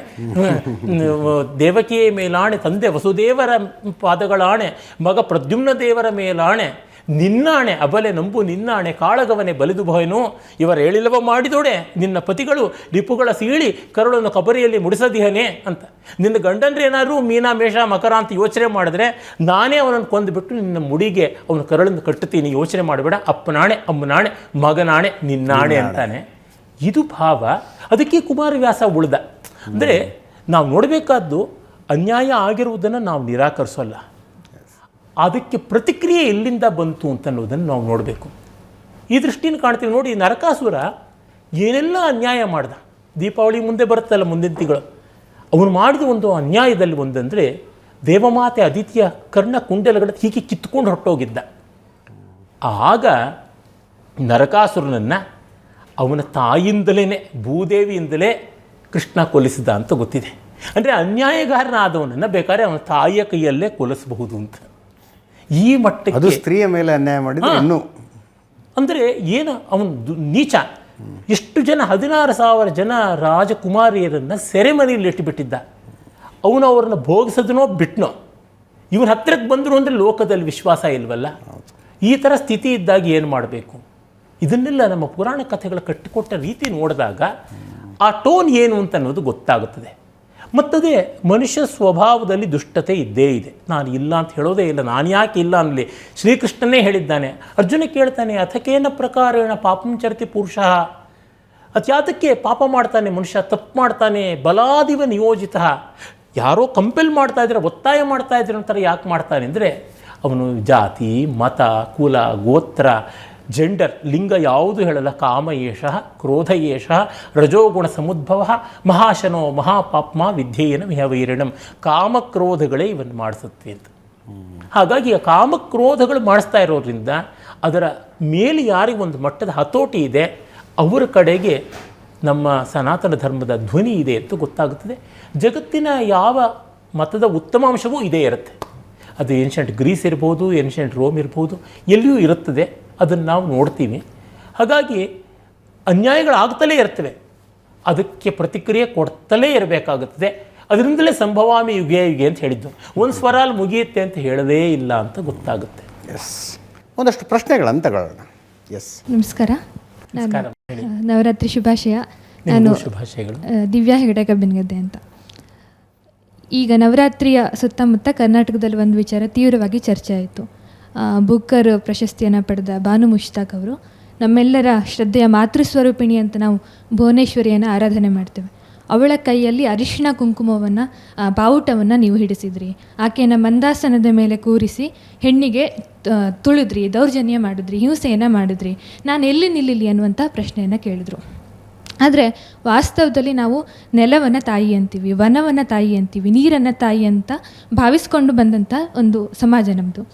ಆದರೆ ಈ ಪ್ರಶ್ನೆ ಬಾನು ಮುಷ್ತಾಕ್ ಅವ್ರದ್ದು ಮಾತ್ರ ಅಲ್ಲ. ಸಮಾಜದಲ್ಲಿ ಆ ರೀತಿಯ ಪ್ರಶ್ನೆಗಳನ್ನು ಮಾಡುವಂತಹ ಅಥವಾ ನಮ್ಮ ನಂಬಿಕೆಗಳನ್ನು ಅಪವ್ಯಾಖ್ಯಾನ ಮಾಡುವಂತಹ ಒಂದು ವರ್ಗ ಇದ್ದೇ ಇದೆ. ಅದಕ್ಕೆ ನಮ್ಮ ಆಡಳಿತಗಳು, ಸರ್ಕಾರಗಳು ಅಥವಾ ಪ್ರಭಾವಿ ಸ್ಥಾನದಲ್ಲಿರುವಂಥವರು ಕೂಡ ಕೈ ಜೋಡಿಸ್ತಾ ಇರುವಂಥ ಪರಿಸ್ಥಿತಿ ಇದೆ. ಪರಿಸ್ಥಿತಿ ಹೀಗಿದ್ದಾಗ ಹಿಂದೂ ಸಮಾಜವಾಗಿ ನಾವು ಇದನ್ನು ಯಾವ ರೀತಿ ಎದುರಿಸಬೇಕು, ಅಥವಾ ಇದನ್ನು ಕೇವಲ ಒಂದು ರಾಜಕೀಯವಾಗಿ ನೋಡಬೇಕೋ ಅಥವಾ ಒಂದು ಸಮಾಜದಲ್ಲಿ ಇರುವಂಥ ಸಮಸ್ಯೆಯ ರೀತಿಯಲ್ಲಿ ನೋಡಬೇಕು. ನವರಾತ್ರಿ ಅಂದರೆ ಅಧರ್ಮದ ವಿರುದ್ಧ, ದುಷ್ಟತನದ ವಿರುದ್ಧ ಧರ್ಮದ ವಿಜಯ ಅಂತ ನಾವು ಇದನ್ನು ಭಾವಿಸ್ತೇವೆ. ಈ ಒಂದು ಸಮಾಜದಲ್ಲಿ ಬರ್ತಾ ಇರುವಂಥ ಈ ಒಂದು ಸಮಸ್ಯೆಗಳನ್ನು, ಗೊಂದಲಗಳನ್ನು ಯಾವ ರೀತಿ ಒಂದು ಸಮಾಜವಾಗಿ ನಾವು ಎದುರಿಸಬೇಕು? ಹಾಂ, ಬಹಳ ಗಂಭೀರವಾದ ಪ್ರಶ್ನೆ, ಹಲವು ಪ್ರಶ್ನೆಗಳು ಸೇರಿರುವ ಒಂದು ಪ್ರಶ್ನೆ ಹೇಳ್ತೀನಿ. ಒಂದು ಏನಂದರೆ, ಇದಕ್ಕೆ ಎಷ್ಟೋ ಜನ ಹಿಂದೆ ಉತ್ತರವೂ ಕೊಟ್ಟಿದ್ದಾರೆ. ನಮ್ಮ ಎಲ್ಲ ರಾಷ್ಟ್ರದ ನಿರ್ಮಾತೃಗಳು ಅಂತ, ಆಧುನಿಕ ಭಾರತದ ನಿರ್ಮಾತೃಗಳಂತ ಯಾರೆಲ್ಲ ಹೆಸರು ಹೇಳಿಸ್ಕೊಂಡು ಸ್ಥಾನಬದ್ಧರಾದರೋ ಅವರಿಗೆಲ್ಲ ಸಾಮಾನ್ಯವಾಗಿ ಸನಾತನ ಧರ್ಮ, ಕ್ರೈಸ್ತ, ಇಸ್ಲಾಂ, ಜುಡಾಯಿಸಮ್ ಈ ರೀತಿಯಾದ ಒಂದು ಎಕ್ಸ್ಕ್ಲೂಸಿವ್ ರಿಲಿಜನ್ ಅನ್ನುವ ಭಾವ ಇತ್ತು. ಇದರ ನಿಜವಾದ ಸ್ವರೂಪ ಗಾಂಧಿಯಿಂದ ಮೊದಲುಕೊಂಡು ಗೊತ್ತಾಗಲಿಲ್ಲ ಎಷ್ಟೋ ಜನಕ್ಕೆ. ದಾಕ್ಷಿಣ್ಯವಿಲ್ಲದೆ ನಾನು ಹೇಳ್ತೀನಿ, ಅವರಿಗೆಲ್ಲ ಒಂದು ಪ್ರತ್ಯೇಕವಾಗಿ ಒಂದು ಚೌಕಟ್ಟು ಕೊಟ್ಬಿಡಬೇಕು ಅಂತ. ಮಕ್ಕಳು ದೊಡ್ಡ ಮನೆಯಲ್ಲಿ ಆಟ ಆಡುವಾಗ ಚಿಕ್ಕ ಮನೆ ಮಾಡ್ಕೋತಾರೆ ಮನೆ ಆಟದಲ್ಲಿ. ಹಾಗೆ ನಮಗೊಂದು ಪ್ರೈವಸಿ ಬೇಕು ಅಂತ ಈ ರೀತಿಯಾಗಿ ಮಾಡ್ಕೊಳ್ಳೋದಾಗುತ್ತೆ. ಸನಾತನ ಧರ್ಮ ಎಂದರೆ ಸಿಕ್ಕಾಪಟ್ಟೆ ದೊಡ್ಡದಾದದ್ದು, ಸಿಕ್ಕಾಪಟ್ಟೆ ವಿಸ್ತಾರವಾದದ್ದು. ಹಾಗಾಗಿ ಧಾರ್ಮಿಕವಲ್ಲದಲ್ಲಿ ಯಾವುದೂ ಇಲ್ಲ. ಇದನ್ನು ಜೀರ್ಣಿಸಿಕೊಳ್ಳೋದು ಕಷ್ಟ. ದೇವರಲ್ಲದ್ದು ಯಾವುದೂ ಇಲ್ಲ, ಪವಿತ್ರವಲ್ಲದ್ದು ಯಾವುದೂ ಇಲ್ಲ ಅಂದರೆ ನೀವು ಎಲ್ಲವನ್ನೂ ನಿಮ್ಮ ಜ್ಯೂರಿಸ್ಟ್ರಿಕ್ಷನ್ ಕಬ್ಜಾ ಮಾಡ್ಕೊಂಡು ಬಿಡ್ತಿದ್ದೀರಾ ಅಂತ ಹೇಳ್ಬೋದು. ಈ ಭಾವ ಇಲ್ಲದೇ ಇದ್ದರೆ ಜಗತ್ತು ಬದುಕುವ ಹಾಗಿರೋಲ್ಲ. ಗೌರವ ಕೊಡದೇ ಇದ್ದರೆ, ಪ್ರೀತಿ ಕೊಡದೇ ಇದ್ದರೆ, ಭಕ್ತಿ ಕೊಡದೇ ಇದ್ದರೆ ಜಗತ್ತು ಬಾಳುವಂತೆ ಇರೋದಿಲ್ಲ. ಇದನ್ನು ಸನಾತನ ಧರ್ಮ ಅರ್ಥ ಮಾಡಿಕೊಂಡಿದೆ. ಮತ್ತು ಆ ಗೌರವ ಪ್ರೀತಿನ ಒಬ್ಬೊಬ್ಬರು ಒಂದೊಂದು ಬಗೆಯಲ್ಲಿ ಕೊಡ್ತಾರೆ ಅನ್ನೋದನ್ನು ಹೇಳಿದೆ. ಯೋ ಯೋ ಯಾಮ್ ಯಾಮ್ ತನುಂ ಭಕ್ತಃ ಶ್ರದ್ಧೆಯಾರ್ಚಿತುಮಿಚ್ಛತಿ ತಸ್ಯ ತಸ್ಯಾಚಲಾಂ ಶ್ರದ್ಧಾಂ ತಾಮೇವ ವಿದಧಾಮ್ಯಹಂ ಅಂತ ಗೀತೆಯಲ್ಲಿ ಕೃಷ್ಣ ಹೇಳಿದ್ದು ಅದೇನೆ. ಇದು ಮಿಕ್ಕ ಮತಗಳಿಗೆ ಗೊತ್ತಿಲ್ಲ, ಈ ನೆಲದ ಮತಗಳಿಗೆ ಗೊತ್ತಿದೆ. ಅದು ನಮ್ಮ ನಾಯಕರುಗಳಿಗೆ ಗೊತ್ತಾಗಲಿಲ್ಲ. ಇವತ್ತು ರಾಷ್ಟ್ರವನ್ನು ನಡೆಸ್ತೀವಿ, ರಾಜ್ಯವನ್ನು ನಡೆಸ್ತೀವಿ, ಸಮಾಜವನ್ನು ನಡೆಸ್ತೀವಿ, ವಿಶೇಷತಃ ಲೇಖಕರು ಅಂತ ಅಂದ್ಕೊಂಡಿದ್ದೀವಿ. ಆ ಒಂದು ಬರವಣಿಗೆ ಇರುವ ಕಾರಣದಿಂದ ಎಲ್ಲ ವಿಷಯಗಳ ಮೇಲೂ ಅಧಿಕಾರ ಇದೆ, ಎಲ್ಲವೂ ಗೊತ್ತಿರುವ ಸರ್ವಜ್ಞರು ಅಂತ ಭಾವಿಸಿಕೊಂಡವರಿಂದಲೂ ಈ ಸಮಸ್ಯೆ ಆಗ್ತಾ ಇದೆ. ಹೀಗಾಗಿ ಅಲ್ಲಿಂದ ಚಿಕಿತ್ಸೆ ಆಗಬೇಕಾಗಿದೆ. ಮತ್ತದೇ ಪವಿತ್ರ ಅಂತಂದರೆ ಕಂದಾಚಾರ ಅಂತ ಅಲ್ಲ. ಈಗ ನೋಡಿ, ನಾನು ಯಾರನ್ನೋ ಒಬ್ಬರನ್ನ ಪಾದ ಮುಟ್ಟಿ ನಮಸ್ಕಾರ ಮಾಡ್ತಾ ಇದ್ದೀನಿ ಅಂದರೆ ಪಾದ ಮಾತ್ರ ಪವಿತ್ರ ಅಂತಲ್ಲ. ಅವರ ಉನ್ನತವಾದ ತಲೆಯಿಂದ ಅವನತವಾದ ಪಾದ ಅಂದರೆ ಶರೀರದ ಲೀನಿಯರ್ ಡೈಮೆನ್ಷನ್ನಲ್ಲಿ ಅದರ ಸಮಾನ ನಾನು, ನನ್ನ ಉನ್ನತವಾದ ಶಿರಸ್ಸು ಅವರ ಅವನತವಾದ ಪಾದದ ಸಮಾನ ಅಂದರೆ ನಾನು ಅವರಿಗೆ ಅಷ್ಟು ಅಧೀನ ಅನ್ನುವ ಗೌರವ ವ್ಯಕ್ತಪಡಿಸ್ತಾ ಇದ್ದೀನಿ ಅಂತ. ಇದನ್ನು ನಾವು ಮಾತಲ್ಲಿ ಹೇಳುವಾಗ ನೀವು ತುಂಬ ದೊಡ್ಡವರು, ನಿಮಗೆ ನಾನು ತಲೆ ಬಾಗ್ತೀನಿ ಅಂತೆಲ್ಲ ಹೇಳ್ತಾರೆ. ತಲೆ ಬಾಗ್ತೀನಿ ಅನ್ನೋದು ಮಾಡಿದ್ದಂಥದ್ದು ಅಲ್ಲಿರುವಂಥದ್ದು. ಹೀಗೆ ಅಲ್ಲಿ ಯಾವುದೇ ಕೀಳರಿಮೆ ಅನ್ನೋದು ಇರೋಲ್ಲ. ಇದನ್ನು ನಾವು ಅರ್ಥ ಮಾಡ್ಕೊಳ್ಬೇಕಾಗುತ್ತದೆ. ಹಾಗೆ ಅರಿಶಿಣವಾಗಲಿ, ಕುಂಕುಮವಾಗಲಿ, ಹೂವಾಗಲಿ, ಮತ್ತೊಂದಾಗಲಿ, ಯಾವುದನ್ನೇ ಆಗಲಿ ನಾವು ಮಂಗಳ ಅಂತ ನಾವು ಅಂತೀವಿ. ನಮ್ಮಲ್ಲಿ ಅಮಂಗಳವಾದ ಬಣ್ಣ ಇಲ್ಲ. ಈಗ ಉದಾಹರಣೆಗೆ ನೋಡಿ, ಹಿಂದಿ ಸಿನಿಮಾಗಳಿಂದಾಗಿ ಯಾರು ಸತ್ತರೆ ಬಿಳಿ ಬಟ್ಟೆ ಹಾಕ್ಕೊಂಡೇ ನೋಡಬೇಕು ಅಂತಾಗಿದೆ. ನನ್ನ ಪರಿಚಿತರೊಬ್ಬರು ಮನೆಯಲ್ಲಿ ಸಾವಾಗಿದ್ದರೆ ಈ ಬಾಲಿವುಡ್ ಸಿನಿಮಾಗಳ ಪ್ರಭಾವದಿಂದ ಆ ಮನೆ ಮಂದಿ ಹೆಣ ಅಲ್ಲಿಟ್ಕೊಂಡು ಅಂಗಡಿಗೆ ಹೋಗ್ಬಿಟ್ಟು ಬಿಳಿ ಬಟ್ಟೆ ಹಾಕ್ಕೊಂಡು ಬಂದ್ರಂತೆ. ಇದು ವಿಚಿತ್ರವಾದರೂ ಸತ್ಯ. ಈ ತರಹ ನಮ್ಮಲ್ಲಿ ಹಾಗೇನೂ ಇಲ್ಲ. ಕರಿ ಅಂದರೆ ಅಮಂಗಳ, ಆ ಥರದ್ದೂ ನಮ್ಮಲ್ಲಿ ಇಲ್ಲ. ಪ್ರತಿಯೊಂದಕ್ಕೂ ಮಾಂಗಲ್ಯವನ್ನು, ಪ್ರತಿಯೊಂದಕ್ಕೂ ಪಾವಿತ್ರ್ಯವನ್ನು ತಂದಿಟ್ಟಿದ್ದಾರೆ. ಅದು ಯಾವ ಚೌಕಟ್ಟಿನಲ್ಲೂ ಆ ಚೌಕಟ್ಟಿನಲ್ಲಿ ಅಂತಂದಿದ್ದಾರೆ ಅಷ್ಟೇ. ಅಂದರೆ ಈಗ ಒಂದು ಹಬ್ಬದಲ್ಲಿ ಮಾಡಬೇಕಾದ ತಿಂಡಿ ಮತ್ತೊಂದು ಹಬ್ಬದಲ್ಲಿ ಮಾಡಬಾರದ್ದಾಗುತ್ತದೆ. ಈಗ ನೋಡಿ, ಚೌತಿ ಗಣಪತಿ ಹಬ್ಬ, ಆಗ ಚಕ್ಕಲಿ, ಕೋಡುಬಳೆ ಇತ್ಯಾದಿಗಳನ್ನೆಲ್ಲ ಮಾಡ್ತಾರೆ. ಕರಾವಳಿಯಲ್ಲಿ ಮತ್ತು ಮಲೆನಾಡಿನಲ್ಲಿ ಎಲ್ಲ ಕಡೆಯಲ್ಲೂ ಮಾಡ್ತಾರೆ ಗಣಪತಿಗೆ. ಅದೇ ಅವನ ಸಹೋದರ ಸುಬ್ರಹ್ಮಣ್ಯನ ನಾಗರ ಪಂಚಮಿ ದಿವಸ ಎಣ್ಣೆಯಲ್ಲಿ ಕರೆದಿದ್ದು ಯಾವುದೂ ಆಗಬಾರ್ದು ಅಂತಾರೆ, ಎಲ್ಲ ಸ್ಟೀಮ್ಡ್ ಆಗಿರಬೇಕು ಅಂತ. ಇದೇನು ಆ ಹಬ್ಬದ ವಿಶಿಷ್ಟತೆ ಅಷ್ಟೇ. ಅಂದರೆ ಆ ಚೌಕಟ್ಟು ಒಂದಿರುತ್ತೆ. ಆ ಚೌಕಟ್ಟಲ್ಲಿ ಹಾಗೇ ನೋಡಬೇಕು. ಅಣ್ಣನ ಮದುವೆ ಆಗ್ತಾ ಇದ್ದಾಗ ತಮ್ಮ ಎಷ್ಟು ದೊಡ್ಡ ಆಫೀಸರ್ ಆಗಿದ್ರು ಅವ್ನು ಹಸೆ ಮಣೆ ಮೇಲೆ ಕೂತ್ಕೊಳ್ಳೋಕ್ಕಾಗಲ್ಲ. ಅಣ್ಣ ಅದೇ ಆಫೀಸ್ನಲ್ಲಿ ಒಬ್ಬ ಪ್ಯೂನ್ ಆಗಿದ್ರು ಅವ್ನು ಹಸೆ ಮಣೆ ಮೇಲೆ ಕೂತಿರ್ತಾನೆ. ಅದು ಆ ಚೌಕಟ್ಟು, ಆ ಮರ್ಯಾದೆ ಅಂತ. ಹೀಗಾಗಿ ನಮ್ಮಲ್ಲಿ ತಾರತಮ್ಯ ಅಂತ ಅನ್ನೋದಿದೆಯಲ್ಲ, ಅದಕ್ಕೊಂದು ಔಚಿತ್ಯ ಇದೆ, ವ್ಯತ್ಯಾಸ ಅನ್ನೋದಕ್ಕೊಂದು ಔಚಿತ್ಯ ಇದೆ. ಇದನ್ನು ನಾವು ಗಮನದಲ್ಲಿ ಇಟ್ಕೊಳ್ಬೇಕು. ಹಾಗೆ ಈ ಪವಿತ್ರ ಯಾವುದಲ್ಲ ಅನ್ನೋದು ತುಂಬ ಜನಕ್ಕೆ ಜೀರ್ಣ ಮಾಡ್ಕೊಳ್ಳೋಕ್ಕಾಗದೇ ಇರೋದ್ರಿಂದ ಹಾಗಾಗುತ್ತೆ. ಮತ್ತು ನಾವು ತುಂಬ ಕಲ್ಪನಾಶೀಲ ನಮ್ಮ ಸಮಾಜ. ಅದರಿಂದಲೇ ನೋಡಿ ನಾನು ಹೇಳ್ತಾನೆ ಇರ್ತೀನಿ, ಪವಿತ್ರ ಗ್ರಂಥಗಳು, ದರ್ಶನ ಗ್ರಂಥಗಳು, ವಿಜ್ಞಾನಶಾಸ್ತ್ರ ಗ್ರಂಥಗಳು, ಕಾವ್ಯ ಗ್ರಂಥಗಳು, ಪುರಾಣ ಗ್ರಂಥಗಳು ಅಂತೆಲ್ಲ ಬೇರೆ ಬೇರೆ ವಿಧವಾದ ಗ್ರಂಥಗಳಿವೆ. ಅಂದರೆ ಸ್ಕ್ರಿಪ್ಚರ್ಸ್, ಇಂಗ್ಲೀಷಲ್ಲಿ ಹೇಳಿದ್ರೆ ಸ್ಕ್ರಿಪ್ಚರ್ಸ್, ಆಮೇಲಿಂದ philosophy, scientific literature, poetry and mythology. ಈ 5ರೊಳಗೂ ಕೂಡ ನಮಗೆ ಈ 5ರೊಳಗೂ ಇರ್ತಕ್ಕಂಥ ಸಾಹಿತ್ಯ ಅಷ್ಟೂ ಕಾಣಿಸ್ತಕ್ಕಂಥದ್ದು ಪ್ರಾಚೀನ ಭಾರತದಲ್ಲಿಯೇ. ಪ್ರಾಚೀನ ಭಾರತ ಬಿಟ್ಟು ಬೇರೆ ಜಗತ್ತಲ್ಲಿ ಯಾವುದೂ ಇಲ್ಲ. ಗ್ರೀಕರಲ್ಲಿ ನೋಡಿ, ಅವ್ರಿಗೆ ಸ್ಕ್ರಿಪ್ಚರ್ಸ್ ಅನ್ನೋದೇನೇ ಇಲ್ಲ. ಈಗ ನೀವು ಜುಡಾಯಿಸಮ್ ಕಡೆಗೆ ಹೋಗಿ ಬನ್ನಿ, ಪ್ರಾಚೀನ ಜೆರುಸಲೇಮಲ್ಲಿಗೆ ಹೋಗಿ ಬಂದರೆ ಅವರಿಗೆ ಮಹಾಕಾವ್ಯಗಳಿಲ್ಲ, ಅವ್ರಿಗೆ ಫಿಲಾಸಫಿ ಇಲ್ಲ, ಅವ್ರ ಮತವಷ್ಟೇ ಇದ್ದಿದ್ದು. ಅಂದರೆ ಎಷ್ಟೋ ಒಂದಿದೆ ಒಂದಿಲ್ಲ ಅಂತ. ನಮ್ಮಲ್ಲಿ ಇಷ್ಟು ಬಂದಿದ್ದಕ್ಕೆ ಒಂದು ಕಲ್ಪನಾಶೀಲವಾದ ಸಮಾಜ, ನಮ್ಮದು ಬಹಳ ಕಲ್ಪನಾಶೀಲವಾದದ್ದು. ಆ ಕಲ್ಪನಾಶೀಲವಾದದ್ದೇನಾಗುತ್ತೆ, ಯಾವುದೇ ಒಂದು ವಿಚಾರಕ್ಕೆ ಒಂದು ಆಕಾರವನ್ನು ಕೊಡುತ್ತದೆ. ಈಗ ನೀವು ಕಾವ್ಯ ಮಾತಾಡೋದು ರೂಪಕ ಭಾಷೆ ಅಂತೀವಿ. ಯಾವ ಮಾಡರ್ನ್ ಪೊಯಿಟನ್ನು ಕೇಳಿ ಪೊಯಿಟ್ರಿ ಸ್ಪೀಕ್ಸ್ ಥ್ರೂ ಮೆಟಫಾರ್ಸ್ ಅಂತಾರೆ. ರೂಪಕ ಭಾಷೆ ಮಾಡುವಾಗ ಏನೋ ಅಮೂರ್ತವನ್ನು ಮೂರ್ತ ಮಾಡೋದು, ಮೂರ್ತವನ್ನು ಅಮೂರ್ತ ಮಾಡೋದು ಹೀಗಿರುತ್ತಲ್ವ. ಕುವೆಂಪು ಅವರೊಂದು ಕಾವ್ಯ ನೋಡಿ, ಪುಲ್ಲ ಕುಸುಮ ಲತಾ ನಟಿ ಪವನ ಲೀಲಾಂದೋಲ ಕಟಿ ಅಂತಾರೆ. ಬಳ್ಳಿಯನ್ನು ಒಂದು ಸುಂದರಿಯಾಗಿ ಮಾಡ್ತಾರೆ, ಒಂದು ಹುಲ್ಲಿನ ಎಸಳನ್ನು ತೃಣಸುಂದರಿ ಅಂತಾರೆ. ಅದ್ರ ಮೇಲೆ ಇರತಕ್ಕಂಥ ಒಂದು ಹಿಮದ ಬಿಂದುವನ್ನು ಮೂಗುತಿಯ ಮುತ್ತಿನ ಮಣಿ ಅಂತಾರೆ. ಇದು ಕವಿಸಹಜವಾದ ದೃಷ್ಟಿ. ಈ ಕವಿಸಹಜವಾದ ದೃಷ್ಟಿ ಎಲ್ಲವನ್ನೂ ಪ್ರೀತಿಯಿಂದ ರಸದಿಂದ ಒಳಗೊಳ್ಳೋದಕ್ಕೆ ಪ್ರತಿಯೊಂದಕ್ಕೂ ಆಕಾರ ಕೊಡುತ್ತೆ. ಕನ್ನಡ ಅಂತಂದರೆ ಕನ್ನಡ ದೇವಿ ಅಂತ. ಇದು ನಮಗೆ ಮಾತ್ರ ಅಲ್ಲ, DMKನವರು ಹಾಗೇನೆ ತಮಿಳ್ ತಾಯಿ ಅಂತಲೇ ಹೇಳಿದ್ದಾರೆ. ತಮಿಳ್ ತಾಯಿ, ತಮಿಳ್ ಕಲೈ ಮಗಳ್, ಸರಸ್ವತಿಗೆ ಕಲೈ ಮಗಳ್ ಅಂತಂದಿದ್ದಾರೆ. ತೆಲುಗು ತಲ್ಲಿಕಿ ಅಂತಲೇ ಶುರು ಆಗುತ್ತೆ ಆಂಧ್ರ ಪ್ರದೇಶದಲ್ಲಿ ಕೂಡ. ಅಂದರೆ ಇದನ್ನು ಮಾತೃವಾಗಿ ಒಂದು ರೂಪವಾಗಿ ಮಾಡೋದು ಇದು ಪ್ರಾಚೀನ ಗ್ರೀಕರಲ್ಲೂ ಇತ್ತು. It's in all pagan religions. ಗ್ರೀಕರಲ್ಲಿ ನದಿಗಳಿಗೆ ವ್ಯಕ್ತಿತ್ವ ಕೊಟ್ಟಿದ್ದರು, ಋತುಗಳಿಗೆ ವ್ಯಕ್ತಿತ್ವ ಕೊಟ್ಟಿದ್ದರು, ಪ್ರಕೃತಿಯ ಚರಾಚರ ವಿಷಯಗಳೆಲ್ಲಕ್ಕೂ ಆಕಾರವನ್ನು ಕೊಟ್ಟಿದ್ದರು. ರೋಮನರು ಅದೇ ಥರ ಮಾಡಿದರು. ಪ್ರಾಚೀನ ಚೀಣಿಯರಲ್ಲೂ ಕೂಡ ಹಾಗೇ ಇತ್ತು. ಅಂದರೆ ಈ ಭಾವ ಜೀರ್ಣ ಮಾಡ್ಕೊಳ್ಳೋಕ್ಕಾಗ್ತಾ ಇಲ್ಲ ಇವರಿಗೆ. ಅಂದರೆ ಅವ್ರಿಗೇನು ಸಾಹಿತ್ಯ ಬರೆದಾರು, ಕಲ್ಪನೆಯೇ ಮಾಡೋಕ್ಕಾಗೋದಿಲ್ಲ. ಆ ಸಮುದಾಯಗಳಲ್ಲಿ ಯಾವ ಮಾತ್ರದ ಕಲ್ಪನೆ ಬರುತ್ತೆ? ಹಾಗಿದ್ದಾಗ ಆ ಸಮಾಜಗಳಲ್ಲಿ ಹೇಗೆ ಕಲ್ಪನೆ ಬರುತ್ತದೆ? ನಮ್ಮಲ್ಲಿ ಯಾವ ಮಟ್ಟಕ್ಕೆ ಕೇಳಿದ್ರೆ ಬರೀ ಗುಡ್ಡಾಗಿ ವೇದ ಓದ್ತಾ ಇದ್ರೆ ವೇದಾಭ್ಯಾಸ ಜಡ ಅಂದರು. ಕಾಳಿದಾಸ ಮಾತನ್ನು ಹೇಳ್ತಾನೆ, ಉರ್ವಶಿ ಅಂತ ಸುಂದರಿಯನ್ನು ನಾರಾಯಣ ಮಹರ್ಷಿ ಅಂತ ವೇದಾಭ್ಯಾಸ ಜಡ ಹೇಗೆ ಮಾಡೋಕ್ಕಾಗುತ್ತೆ, ಮನ್ಮಥ ಮಾಡ್ತಾನಲ್ಲವಂತ ಉರ್ವಶಿಯ ಬಾಯ್ ಫ್ರೆಂಡ್ ಪುರೂರವ ಹೇಳ್ತಾನೆ. ಕವಿ ಕಾಳಿದಾಸನಿಗೆ ಆ ಸ್ವಾತಂತ್ರ್ಯನ ನಾವು ಕೊಟ್ಟಿದ್ದೀವಿ. ಅಂದರೆ ಪವಿತ್ರ ಯಾವುದು, ಯಾವ ಚೌಕಟ್ಟಿನಲ್ಲಿ ಲಘುವಾಗಿ ತಗೋಬಹುದು, ಇದನ್ನೂ ಕೊಟ್ಟಿದ್ದಾರೆ. ಈ ಬಗೆಯ ಅಕಾಮಿಡೇಷನ್ ಯಾವಾಗ ಬರುತ್ತೆ? ಮಾನಸಿಕವಾದ ಒಂದು ಆರೋಗ್ಯ ಇದ್ದಾಗ ಬರುತ್ತದೆ. ಮಾನಸಿಕವಾದ ಅಸ್ವಸ್ಥತೆ ಇದ್ದರೆ ಇದು ಬರುವಂಥದ್ದಲ್ಲ. ಹಾಗಾಗಿ ಮೊದಲು ನಾಯಕರಿಗೆ ಈ ಸ್ಪಷ್ಟತೆ ಬೇಕು. ನನಗೆ ಅನಿಸುವಂತೆ ನಮ್ಮ ಇವತ್ತಿನ ಸಮಾಜದ ನಾಯಕರು, ರಾಜಕಾರಣಗಳಲ್ಲಿ ಇತ್ಯಾದಿಗಳಲ್ಲಿ ಇರ್ತಕ್ಕಂಥ ರಾಜಕಾರಣದಲ್ಲಿದ್ದವರಿಗೆ ಯಾವ ಮಾತ್ರದ ಅಧ್ಯಯನ ಇದೆ, ಯಾವ ಮಾತ್ರದ ಪ್ರಜ್ಞೆ ಇದೆ ನನಗೆ ಗೊತ್ತಾಗ್ತಾ ಇಲ್ಲ. ಇಲ್ಲ, ನಾಯಕರು ಒಂದು ದ್ವಂದ್ವದಲ್ಲಿದ್ದಾರೆ ಶತಾವಧಾನಿಗಳೇ. ಅವರು ಭುವನೇಶ್ವರಿ ದೊಡ್ಡ ವಿಗ್ರಹವನ್ನು ಮಾಡಿಸ್ತಾರೆ, ಕೋಟಿಗಟ್ಟಲೆ ಖರ್ಚಲ್ಲಿ, ಅದಕ್ಕೆ ಮಾಲೆ ಹಾಕ್ತಾರೆ, ಪುಷ್ಪಾರ್ಚನೆ ಮಾಡ್ತಾರೆ. ಆದರೆ ಭುವನೇಶ್ವರಿಯನ್ನು ಅಂದರೆ ನಾನು ತಾಯಿಯಾಗಿ ಒಪ್ಪಿಕೊಳ್ಳುವುದಕ್ಕೆ ಸಿದ್ಧಳಿಲ್ಲ ಅನ್ನುವರ ಅಭಿವ್ಯಕ್ತಿ ಸ್ವಾತಂತ್ರ್ಯವನ್ನು ಗೌರವಿಸಬೇಕು ಅನ್ನೋ ಥರದ ಅಭಿಪ್ರಾಯ ಪ್ರಜ್ಞಾವಂತಿಕೆಯಿಂದ ಮಾಡಿರೋದಿಲ್ಲ. ಅಂದರೆ ಮೆಕ್ಯಾನಿಕಲ್ ಆಗುತ್ತದೆ. ಹೌದು.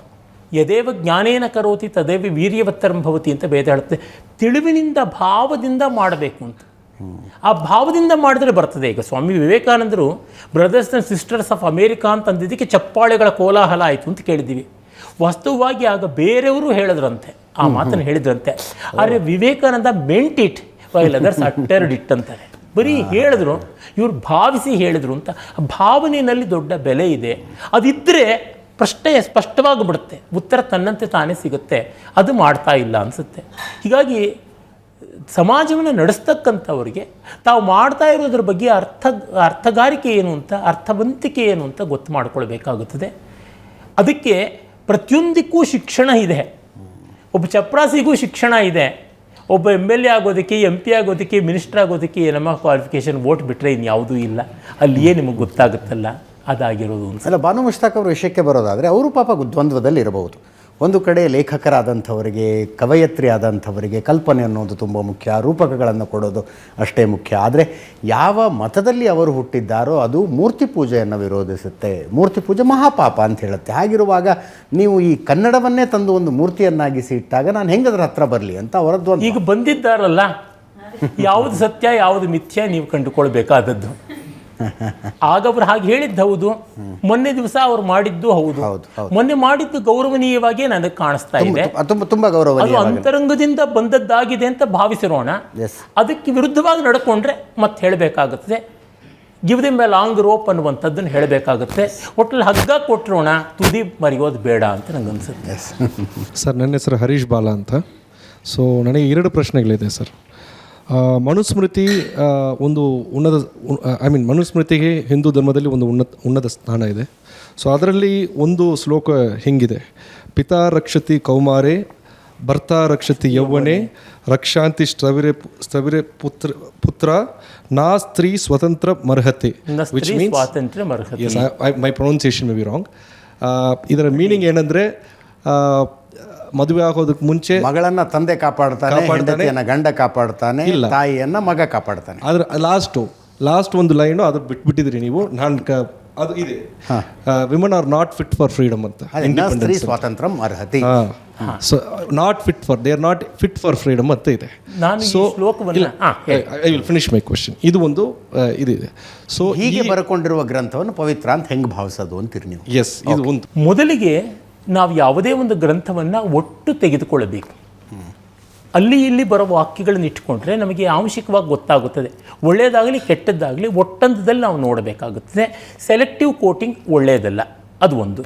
ಮತ್ತು ನಾವು ಮೊದಲಿಗೆ ಸನಾತನ ಧರ್ಮೀಯರು ಒಂದು ಗ್ರಂಥಕ್ಕೆ ಕಟ್ಟು ಬಿದ್ದವರಲ್ಲವೇ ಅಲ್ಲ. We are not people of the book, we are not even people of the books. ವೇದದಲ್ಲಿ ಬರ್ತಕ್ಕಂಥದ್ದು. ಕಳೆದ ಬಾರಿ ಇಲ್ಲಿ ನಾನು ಯುಗಾದಿ ಸಂದರ್ಭದಲ್ಲಿ ಹೇಳಿದ್ದೆ, ರುಚೋಕ್ಷರೇ ಪರಮೇ ವ್ಯೋಮನ್ ಯಸ್ಮಿನ್ ದೇವಾದಿ ವಿಶ್ವೇ ನಿಷೇಧು ಯಸ್ತನ್ನ ವೇದ ಕಿಮೃಚಾಕರ್ಷ್ಯತಿ ಯೈತ್ತದ್ವಿದುಸ್ತೈ ಮೇ ಸಮಾಸತೆ ಅಂತ. ಒಳಗಿನ ಗ್ರಂಥ ನಮಗೆ ಮುಖ್ಯವೇ ಹೊರತು ಹೊರಗಿನ ಗ್ರಂಥ ಅಲ್ಲ.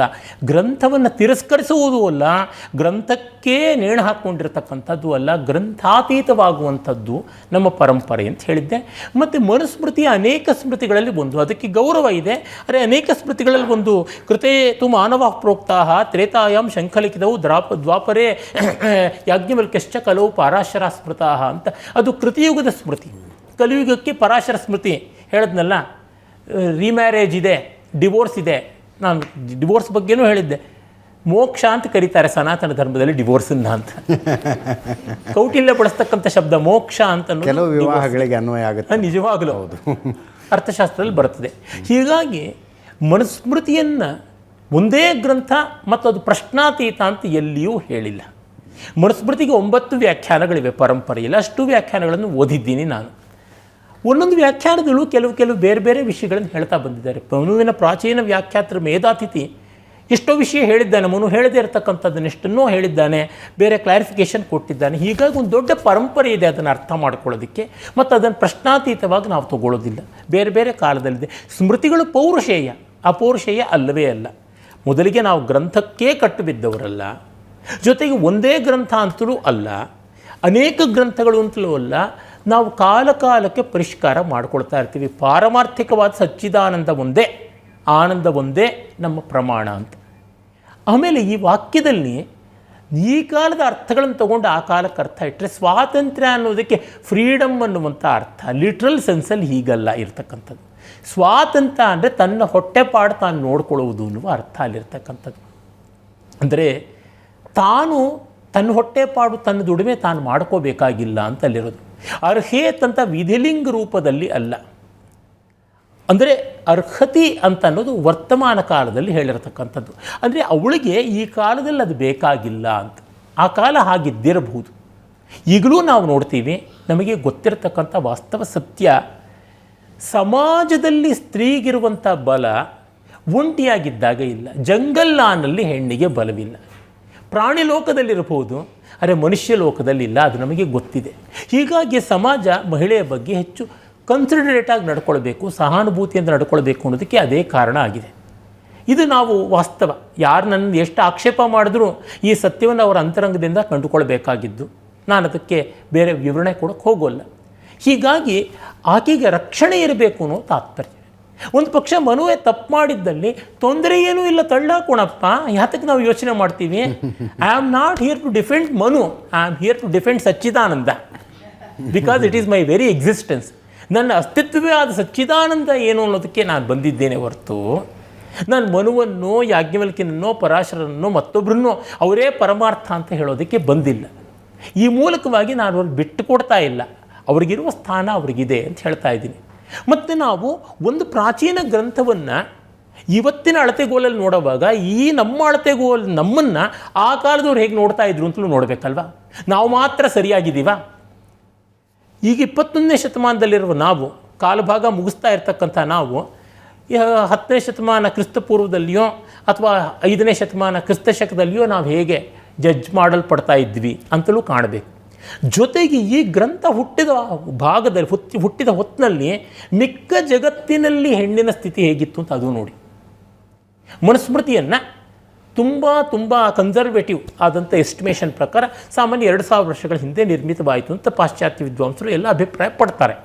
ನಮ್ಮಲ್ಲೂ ಕೂಡ ಆಧುನಿಕ ವಿದ್ಯಾಭ್ಯಾಸದಿಂದ ಇವನ್ನ ನೋಡ್ತಕ್ಕಂಥವ್ರು ಹೇಳ್ತಾರೆ. ಸನಾತನಿಗಳು ಅದು ಬಹಳ ಪ್ರಾಚೀನ ಅಂತಾರೆ.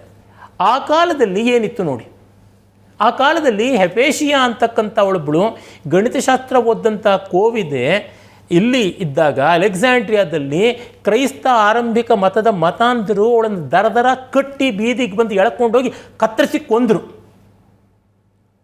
ಅದು ಬೇಕೇ? ಆಗ ಪ್ರಾಚೀನ ಚೈನಾದಲ್ಲಿ ಏನಿತ್ತು ಏನು ನೋಡಿ, ಅದನ್ನು ನೋಡಿದ್ರೆ ನಮಗೆ ಗೊತ್ತಾಗುತ್ತದೆ. ಅಂದರೆ ಈಜಿಪ್ಟ್ನಲ್ಲಿ ಯಾವ ಥರ ಇತ್ತು ಸ್ವಾತಂತ್ರ್ಯ, ಹೀಗೆ ನೋಡಿದಾಗ ಗೊತ್ತಾಗುತ್ತದೆ ನಮಗೆ ಆ ಕಾಲದ ಮಿಕ್ಕ ಜಗತ್ತಿನಲ್ಲಿ ಹೇಗಿತ್ತು ಅಂತ. ಅಂದರೆ ಒಂದು ಸಮಾಜವನ್ನು ನಾವು ಆಲೋಚನೆ ಮಾಡುವ ಮುಂಚೆ ಗ್ಲೋಬಲ್ಲಾಗಿ ಯೋಚನೆ ಮಾಡಬೇಕು. ಇವತ್ತು ಒಬ್ಬ ಭಾರತೀಯನ ಸ್ಥಿತಿ ಹೇಗಿದೆ ಅಂತನ್ನುವಾಗ ಆ ರೀತಿಯಾದೊಬ್ಬ ಸಾಮಾನ್ಯ ಮನುಷ್ಯ ಅಮೇರಿಕಾದಲ್ಲಿ ಹೇಗಿದ್ದಾನೆ, ಚೀನಾದಲ್ಲಿ ಹೇಗಿದ್ದಾನೆ, ಬಾಂಗ್ಲಾದೇಶದಲ್ಲಿ ಹೇಗಿದ್ದಾನೆ ಅದನ್ನು ನಾವು ಕಾಣಬೇಕು. ಬಹಳ ಐಸೋಲೇಟೆಡ್ ಆಗಿ ನೋಡಿದ್ರೆ ನಮಗೆ ಗೊತ್ತಾಗೋಲ್ಲ. ದೇಶಕಾಲಗಳನ್ನು ಇಟ್ಕೊಂಡು ನೋಡಬೇಕು. ಇದನ್ನು ಆಕ್ಷೇಪ ಮಾಡೋರು ಎಲ್ಲಿ ಮಾಡ್ತಾ ಇದ್ದಾರೆ? ಹೀಗೆ ಗಮನಿಸಿದಾಗ ಆ ಕಾಲಕ್ಕೆ ಅದು ಒಂದು ಮಟ್ಟಿಗೆ ಸತ್ಯವಾಗಿದ್ದಿರಬಹುದು. ನಮಗೆ ಅದರ ಪ್ರಮೇಯವಿಲ್ಲ, ನಾವು ಬದಲಾಗಿ ಬಂದಿದ್ದೀವಿ. ಸೊ 2 ಅಂಶ ಅಂದರೆ Manusmriti is a word of god, Manu is a messenger of god ಅಂತ ಯಾರೂ ಹೇಳ್ತಿಲ್ಲ. ಹಾಗೆ ಹೇಳಿದವರು ಮೂರ್ಖರು. ಹೌದು, ದೇವರ ವಾಕ್ಯವನ್ನು ಮನುಸ್ಮೃತಿಯಲ್ಲಿ ಬರೆದಿಡಲಾಗಿದೆ. ಮನು ಅಂದರೆ ದೇವರು ಕಳಿಸಿದಂಥ ದೇವದೂತ ಅಂತ ಯಾರೂ ಹೇಳಲ್ಲ. ಆಗಿನ ಕಾಲಕ್ಕೆ ಏನು ಬೇಕಾಗಿತ್ತು ಅದನ್ನು ಬರೆದಿದ್ರು. ಇವತ್ತು ಅದನ್ನು ತಳ್ಳಿ ಹಾಕಿ ಮುಂದೆ ಹೋಗುವ ಸ್ವಾತಂತ್ರ್ಯ ನಮಗಿದೆ. ಇನ್ನೊಂದು ಸೆಲೆಕ್ಟಿವ್ ಕೋಟಿಂಗ್ ಮಾಡಬೇಡಿ ಅಂತ ಹೇಳ್ತಾರೆ ಅವರು.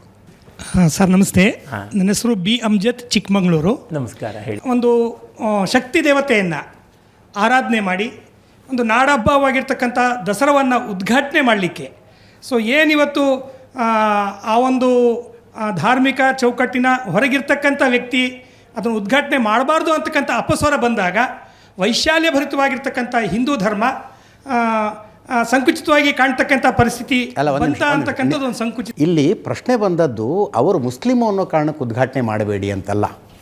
KS ನಿಸಾರ್ ಅಹಮದ್ ಅವರು ಬಂದಾಗ ಯಾರೂ ವಿರೋಧ ಮಾಡಲಿಲ್ಲ. ಇವರು 2 ವರ್ಷಗಳ ಹಿಂದೆ ಭಾಷಣ ಮಾಡಿದ್ದರಿ, ನೀವು ಕನ್ನಡವನ್ನು ಭುವನೇಶ್ವರಿ ಮಾಡಿಟ್ಟಿದ್ದೀರಿ, ನಾನು ಹೆಂಗೆ ಬರಲಿ ಕನ್ನಡದ ಹತ್ರ ಅಂತ. ಅಂದರೆ ಮೂರ್ತಿ ಪೂಜೆ ಮಾಡ್ತಾಯಿದ್ದೀರಿ, ನಾನು ಹೆಂಗೆ ಬರಲಿ ಅಂತ. ಕನ್ನಡ ತಾಯಿಯ ಕೈಯಲ್ಲಿ ಅರಿಶಿನ ಕುಂಕುಮದ ಧ್ವಜ ಕೊಟ್ಟಿದ್ದೀರಿ, ನನ್ನ ಸಂಸ್ಕೃತಿಲಿ ಅರಿಶಿನ ಕುಂಕುಮ ಇಲ್ಲ, ನಾನು ಹೆಂಗೆ ಬರಲಿ ಅಂತ. ನೀವು ಕನ್ನಡವನ್ನು ತಾಯಿಯನ್ನಾಗಿಸುವ ವಿಷಯದಲ್ಲಿ ನಿಮ್ಗೆ ಅಷ್ಟೊಂದು ಅಬ್ಜೆಕ್ಷನ್ಗಳಿದ್ದಾವೆ ಅನ್ನೋದಾದರೆ ಭುವನೇಶ್ವರಿನ ಹೆಂಗೆ ನೀವು ಬಂದು ಪುಷ್ಪಾರ್ಚನೆ ಮಾಡ್ತೀರಿ ಅನ್ನೋ ಪ್ರಶ್ನೆ ಬಂದಿದ್ದು. ನಿಸಾರ್ ಅಹಮದ್ರು ನಿತ್ಯೋತ್ಸವ ತಾಯಿ ನಿತ್ಯೋತ್ಸವ ಅಂದವ್ರಿ, ಅವ್ರಿಗೆ ಯಾರು ವಿರೋಧ ಮಾಡಿದ್ರಾ? ನಿಸಾರ್ ಅಹಮದ್ರನ್ನ ಯಾಕೆ ಕರೆದ್ರಿ ಅಂದ್ರ? ಇಲ್ಲ, ಖಂಡಿತವಾಗ್ಲೂ ಮಾತೃಸ್ಥಾನವೇ ಕೊಟ್ಟಿದ್ದೀವಿ ನಾವು. ಅಲ್ಲಲ್ಲ, ನೀವು ಅದು 2023 ಆ ಭಾಷಣ ಯಾಕೆ ಮಾಡಿದ್ರು ಅಂತ ಬಾನು ಮುಷ್ತಾಕ್ ಅವ್ರು ಇನ್ನೂ ತನಕ ಹೇಳ್ತಿಲ್ಲ. ಸರ್ ನಮಸ್ಕಾರ, ನನ್ನ ಹೆಸರು ಓಂಕಾರ ಗೌಡ ಅಂತ. ನಾನು ಮೈಸೂರಿಂದ ಬಂದಿದ್ದೀನಿ. 1947ರಲ್ಲಿ ಸ್ವತಂತ್ರ ಬಂದಾಗ 562 562 ಸಂಸ್ಥಾನಗಳಿದ್ದವು. ಯಾವ ರಾಜರು ಆಚರಿಸದೇ ಇರ್ತಕ್ಕಂಥ ದಸರಾನ ನಮ್ಮ ಮೈಸೂರು ಒಡೆಯರು ಮತ್ತು ನಮ್ಮ ಕರ್ನಾಟಕದಲ್ಲಿ ಅಂದರೆ ವಿಜಯನಗರ, ಆಮೇಲೆ ಮೈಸೂರು ಒಡೆಯರು, ಇವತ್ತು ಸರ್ಕಾರ, ನಮ್ಮ ಕರ್ನಾಟಕ ಸರ್ಕಾರ ಅದನ್ನು ನಾಡ ಹಬ್ಬ ಅಂತ ಅಧಿಕೃತವಾಗಿ ಘೋಷಣೆ ಮಾಡಿ ತಾವೇ ಆಚರಿಸ್ತಾ ಇದ್ದಾರೆ ತುಂಬ ವಿಜೃಂಭಣೆಯಿಂದ. ಅಂದರೆ ಈ ನವರಾತ್ರಿಗೆ ನಾವು ಇಷ್ಟೊಂದು ಪ್ರಾಮುಖ್ಯತೆನ ಕೊಟ್ಟು ನಾಡ ಹಬ್ಬವಾಗಿ ನಾವು ಯಾಕೆ ಅದನ್ನು ಸ್ವೀಕಾರ ಮಾಡಿದ್ವಿ? ಆ 562 ಸಂಸ್ಥಾನಗಳಿಲ್ಲದೆ ಇರೋ ಒಲವು ನಮ್ಮ ಮೈಸೂರು ಒಡೆಯರಿಗೆ ಬಂತು ಅಂದರೆ ಅದ್ರ ಬಗ್ಗೆ ಒಂದು ಸ್ವಲ್ಪ ತಿಳಿಸ್ಕೊಡಿ.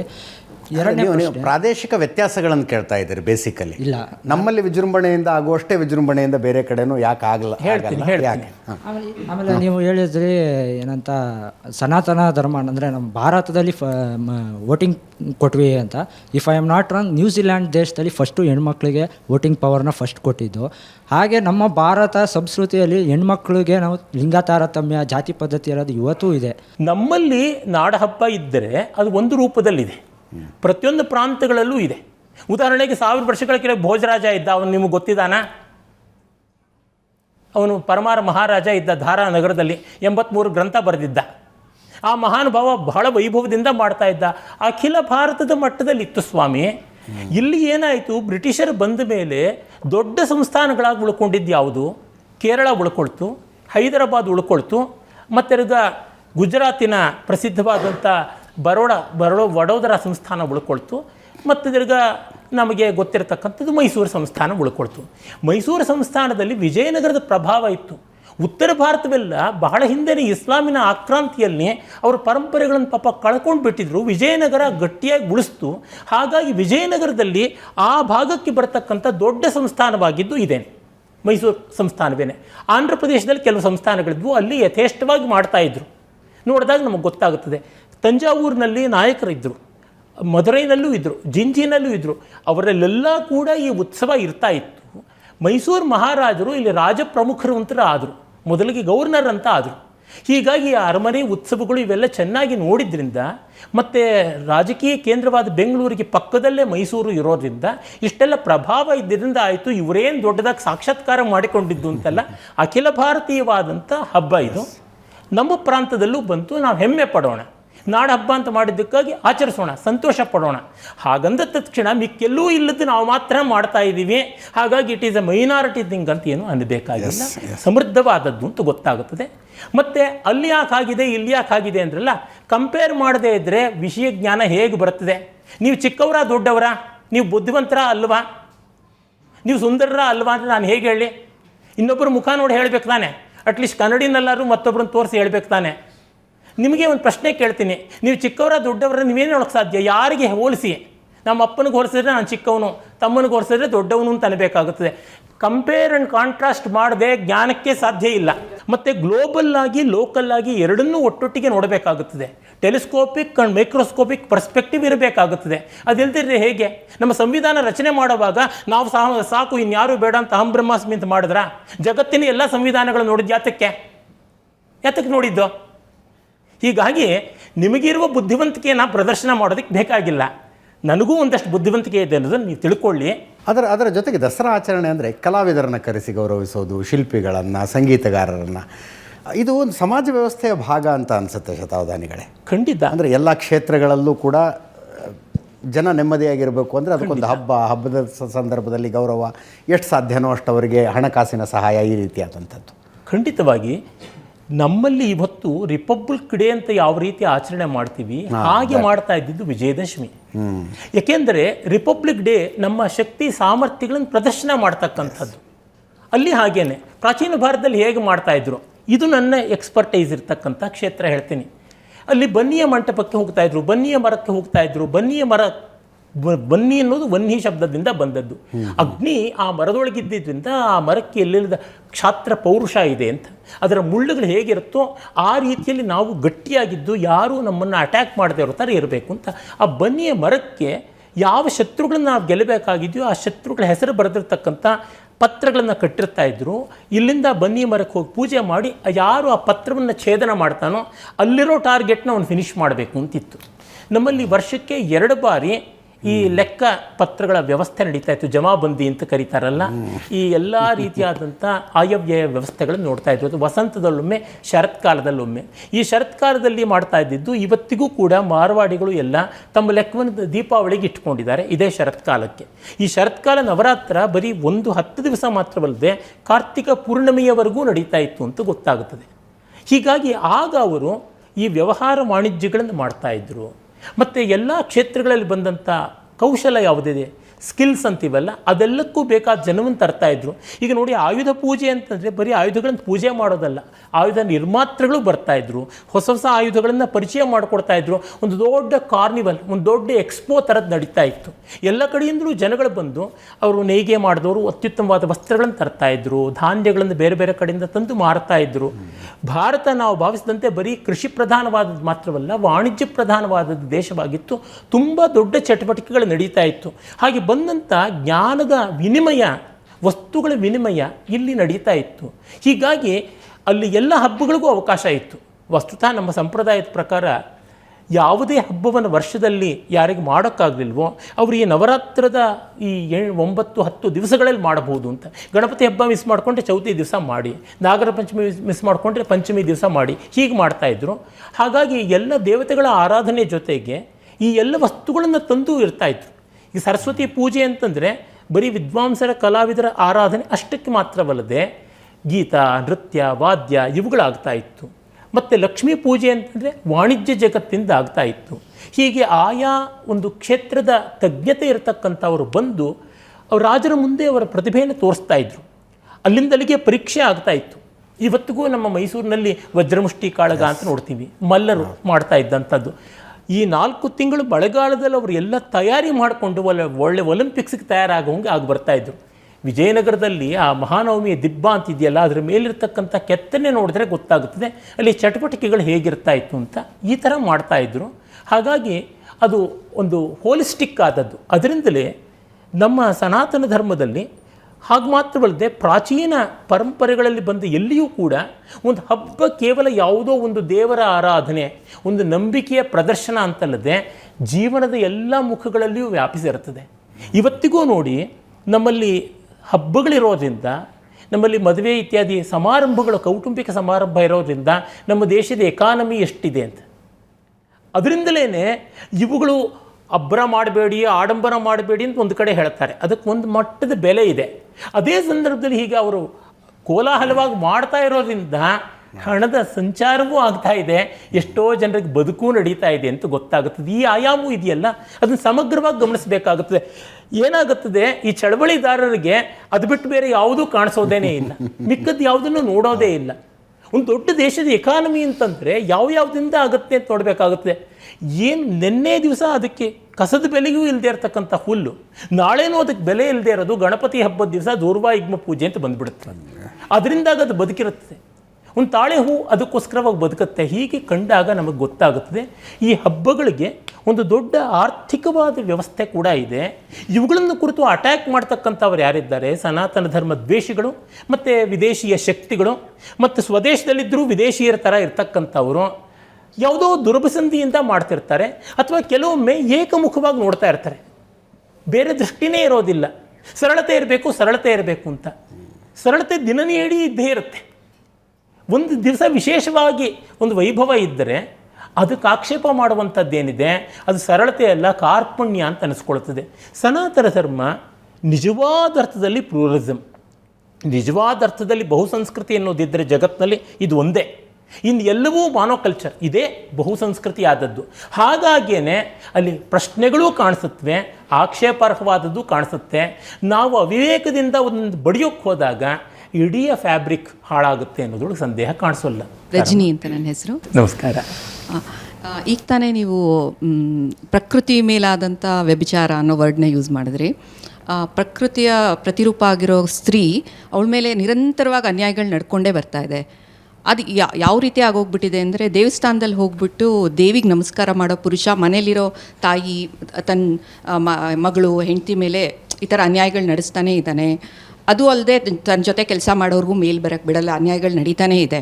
ಅದು ಎಲ್ಲಿಗೆ ಹೋಗಿ ನಿಂತ್ಬಿಟ್ಟಿದೆ ಅಂದರೆ, ಸ್ತ್ರೀ ತನಗೆ ಪುರುಷನ ಅವಶ್ಯಕತೆಯೇ ಇಲ್ಲ ಅನ್ನೋ ಥರ ಈಗ ಬಿಂಬಿಸ್ತಾ ಇದ್ದಾಳೆ. ಅಂದರೆ ಆರ್ಥಿಕವಾಗಲಿ, ರಕ್ಷಣೆಗಾಗಲಿ, ಅಥವಾ ಮಕ್ಕಳನ್ನ ಹೆರಕ್ಕಾಗಲಿ ನಂಗೆ ಪುರುಷನ ಅವಶ್ಯಕತೆಯೇ ಇಲ್ಲ, ನಾನು ಒಬ್ಬಳೇ ಇರ್ತೀನಿ ಅನ್ನೋ ಥರ ಡಿಸಿಷನ್ ತೊಗೊಂಡ್ಬಿಡ್ತಾ ಇದ್ದಾಳೆ. ಸೊ ಸಮಾಜ ಯಾವ ನಿಟ್ಟಿನಡೆಗೆ ಹೋಗ್ತಾ ಇದೆ ಸರ್? ನೀವೇ ಎಲ್ಲ ಹೇಳಿಬಿಟ್ಟಿದ್ದೀರಮ್ಮ. ಅಲ್ಲ, ಇದರ ಅಂದರೆ ಮುಂದಿನ ಯಾವ ಥರ ಪರಿಣಾಮ ಆಗ್ಬೋದು? ನಿಜ. ಯಾಕಿದಾಗ್ತಾ ಇದೆ ಅಂದರೆ, ಆಧುನಿಕತೆಯ ಒಂದು ಲಕ್ಷಣವೋ ಅವಲಕ್ಷಣವೋ ಏನಂತ ಹೇಳೋದು ಗೊತ್ತಾಗ್ತಾ ಇಲ್ಲ. We are more and more dependent on system and less on community. ಅಂದರೆ ಸಮುದಾಯಗಳ ಮೇಲೆ ನಾವು ಅವಲಂಬನೆ ಮಾಡದೆ ವ್ಯವಸ್ಥೆಗಳ ಮೇಲೆ ಮಾಡ್ತಾ ಇದ್ದೀವಿ. ವ್ಯವಸ್ಥೆಯಲ್ಲಿ ಮನುಷ್ಯ ದುಡಿದರೂ ಅದು ರೂಪುಗೊಳ್ಳೋದು ಮನುಷ್ಯೇತರವಾಗಿ. ಈಗ ಉದಾಹರಣೆಗೆ ನೋಡಿ, ನೀರು ನಮಗೆ ನಲ್ಲಿಯಿಂದ ಬರುತ್ತದೆ, ಪೈಪ್ ಇದೆ, ಟ್ಯಾಂಕ್ ಇದೆ, ಅದ್ರ ಹಿಂದೆ ಎಲ್ಲ ಮನುಷ್ಯರು ದುಡಿದಿದ್ದಾರೆ. ಆದರೆ ನಮಗೆ ಮನುಷ್ಯರು ಗೊತ್ತಾಗ್ತಾರೆ, ವೆಂಕಟಪ್ಪ, ನಾರಾಯಣ, ಸೀನಾ ಅಥವಾ ಸಿದ್ದರಾಮ, ಹೀಗೆ ಯಾರ್ಯಾರೋ ವ್ಯಕ್ತಿಗಳು ಏನು ಕೆಲಸ ಮಾಡ್ತಾಯಿದ್ರೆ ಗೊತ್ತಾಗೋಲ್ಲ. ಅದೇ ನಮ್ಮ ಮನೆಗೆ ಯಾರಾದರೂ ನೀರನ್ನೇ ತೆಗೆದುಕೊಂಡು ಬಂದು ಹಾಕೋದಿದ್ರೆ ಅವ್ರಿಗೆ ಗೊತ್ತಾಗ್ತಾಯಿದ್ರು. ಈಗ ಹಾಲು ನಮಗೆ ಬರುತ್ತೆ, ಸ್ವಿಗ್ಗಿ, ಝೊಮ್ಯಾಟೊ ಎಲ್ಲ ಬರ್ತದೆ, ಆನ್ಲೈನ್ ಶಾಪಿಂಗಲ್ಲಿ ಬರ್ತದೆ. ಸಿಸ್ಟಮ್ ಪ್ರಧಾನವಾಗಿದೆ ಹೊರತು ವ್ಯಕ್ತಿ ಅಲ್ಲ. ಹಾಗಾಗಿ ನಮಗೆ ಹಾಲಿನವ್ರು ಯಾರು ಗೊತ್ತಾಗ್ತಾ ಇಲ್ಲ, ಕಸ ಗುಡಿಸೋರು ಯಾರು, ಮನೆ ಕಸ ಗುಡಿಸಿ ಒರೆಸ್ತಕ್ಕಂಥದ್ದಕ್ಕೂ ವ್ಯವಸ್ಥೆ ಬರುತ್ತೆ, ಬಂದ್ಕೊಂಡು ಮಾಡ್ಕೊಂಡು ಹೋಗ್ತಾ ಇರ್ತಾರೆ. ನಾವು ನೋಡಲೂ ಬೇಕಾಗಿಲ್ಲ, ಕೀನು ಅವ್ರಿಗೆ ಕೊಟ್ಬಿಟ್ಟಿದ್ರೆ ಸಾಕು, ಅವ್ರು ಮಾಡ್ಕೊಂಡು ಹೋಗ್ತಾರೆ, ನಂಬಿಕೆಯೂ ಇರುತ್ತೆ, ಅನುಕೂಲತೆ ಇದೆ. ಈಗ ಮನುಷ್ಯರೇ ಮಾಡಿದಾಗ ಹೆಚ್ಚು ಕಡಿಮೆ ಆಗುತ್ತೆ. ಟು ಎರ್ ಈಸ್ ಹ್ಯೂಮನ್ ಅಂತಾರಲ್ಲ, ಹಾಗಾಗಿ ಮನುಷ್ಯ ಮಾಡಿದಾಗ ಏರುಪೇರುಗಳು ಆಗ್ತಕ್ಕಂಥದ್ದು ಸಹಜ. ವ್ಯವಸ್ಥೆಯಲ್ಲಿ ಏರುಪೇರು ಇರೋಲ್ಲ, ಅದಕ್ಕೆ ನಾವು ವ್ಯವಸ್ಥೆ ಕಡೆ ಹೋಗ್ತೀವಿ, ಅನುಕೂಲತೆ ಇದೆ ಅಂತ. ಆದರೆ ಇಲ್ಲಿಂದ ಬರುವ ಒಂದು ದೊಡ್ಡ ಸಮಸ್ಯೆ ಏನಂದರೆ, ನಮಗೆ ಸಂಸ್ಕಾರ ಆಗುವ ಅವಕಾಶ ಹೊರಟೋಗುತ್ತೆ. ವ್ಯವಸ್ಥೆಯಿಂದ ಅನುಕೂಲತೆ ಆಗುತ್ತೆ, ಸಂಸ್ಕರಣ ಆಗೋದಿಲ್ಲ. ಸಂಸ್ಕರಣ ಆಗಬೇಕು ಅಂದರೆ ಮತ್ತೊಬ್ಬ ಮನುಷ್ಯನಿಂದಲೇ ಆಗಬೇಕು. ಈಗ ಯಾರಿಗೆ ಯಾರ ಅವಶ್ಯಕತೆಯೂ ಇಲ್ಲದೆ ಮಕ್ಕಳನ್ನೂ ಹೆರಬಹುದು, ವ್ಯವಸ್ಥೆ ಇದೆ. ಗಂಡ ಹೆಂಡತಿ ಅನ್ನೋದು ಬೇಕಾಗಿಲ್ಲ, ಯಾವುದೂ ಬೇಕಿಲ್ಲ ಅಂತ ಆಗ್ಬೋದು. ಆದರೆ ಗಂಡನಿಂದ ಹೆಂಡತಿಗೆ, ಹೆಂಡತಿಯಿಂದ ಗಂಡನಿಗೆ, ಮಕ್ಕಳಿಂದ ತಂದೆ ತಾಯಿಗಳಿಗೆ ಇವರಿಗೆ ಆಗುವ ಸಂಸ್ಕಾರ ಮಾತ್ರ ನಡೀತಾ ಇಲ್ಲ. ಅಂದರೆ ನಾವು ಚರ್ಮದ ಮಾತ್ರದ ಒಂದು ಅನುಕೂಲತೆಗೆ ಹೆಚ್ಚು ಓಟ್ ಹಾಕಿಬಿಟ್ಟು ಅಂತರಂಗದವರೆಗೂ ಬರುವಂಥ ಸಂಸ್ಕಾರಕ್ಕೆ ದೂರ ಆಗ್ತಾ ಇದ್ದೀವಿ ಅನಿಸುತ್ತೆ. ಇನ್ನೊಂದಷ್ಟು ಪ್ರಶ್ನೆಗಳನ್ನು ತೆಗೆದುಕೊಳ್ಳೋಣ. ನೀವು ನಮಸ್ಕಾರ ಆಚಾರ್ಯ, ನಾನು ಮೇಧಾ ಪ್ರಹ್ಲಾದಾಚಾರ್ಯ ಜೋಶಿ ಅಂತ. ನೀವು ಕಡಿಕ್ ಒಂದು ಶಬ್ದವನ್ನು ಹೇಳಿದ್ರಿ, ಹಬ್ಬ ಸ್ವಾರ್ಥಕ್ಕಾಗಿ ಅಂತ ಆಗಬಾರ್ದು ಅಂತ. ಇದಕ್ಕೆ ಒಂದು ಹಿನ್ನೆಲೆ ಹೇಳಿ ನಾನು ಪ್ರಶ್ನೆ ಕೇಳ್ತೀನಿ. ಹೇಳಿಮ್ಮ. ಯಾವುದೇ ಕಚೇರಿಗೆ ಹೋಗಲಿ, ಹಾಸ್ಪಿಟಲ್ ಇತ್ಯಾದಿ ಎಲ್ಲೇ ಹೋದರೂ ಅಲ್ಲಿ ಕೆಲವೊಂದು ನೀತಿ ನಿಯಮಗಳಿದೆ, ಡೂಸ್ ಆ್ಯಂಡ್ ಡೋಂಟ್ಸ್ ಅಂತ ಹೇಳಿ. ಹಿಂಗಿದ್ರೆ ನೀವು ಬರಬೇಕು, ಹಿಂಗಿದ್ರೆ ನೀವು ಬರಬಾರ್ದು ಅಂತ ಎಲ್ಲ ಕಡೆಗೂ ಅದ. ಎಲ್ಲರನ್ನೂ ಎಲ್ಲ ಕಡೆಗೂ ಒಳಗೆ ಬಿಡೋದಿಲ್ಲ, ಅದು ಇವರ ಆಫೀಸಿನ ಹಿಡಿದುಕೊಂಡೇ ಇರಬಹುದು. ಸುವರ್ಣ ನ್ಯೂಸ್ ಆಫೀಸಲ್ಲಿ ಎಲ್ರಿಗೂ ಪ್ರವೇಶ ಇರೋದಿಲ್ಲ, ಸಂಬಂಧಪಟ್ಟವ್ರಿಗೆ ಮಾತ್ರ ಇರ್ತದೆ.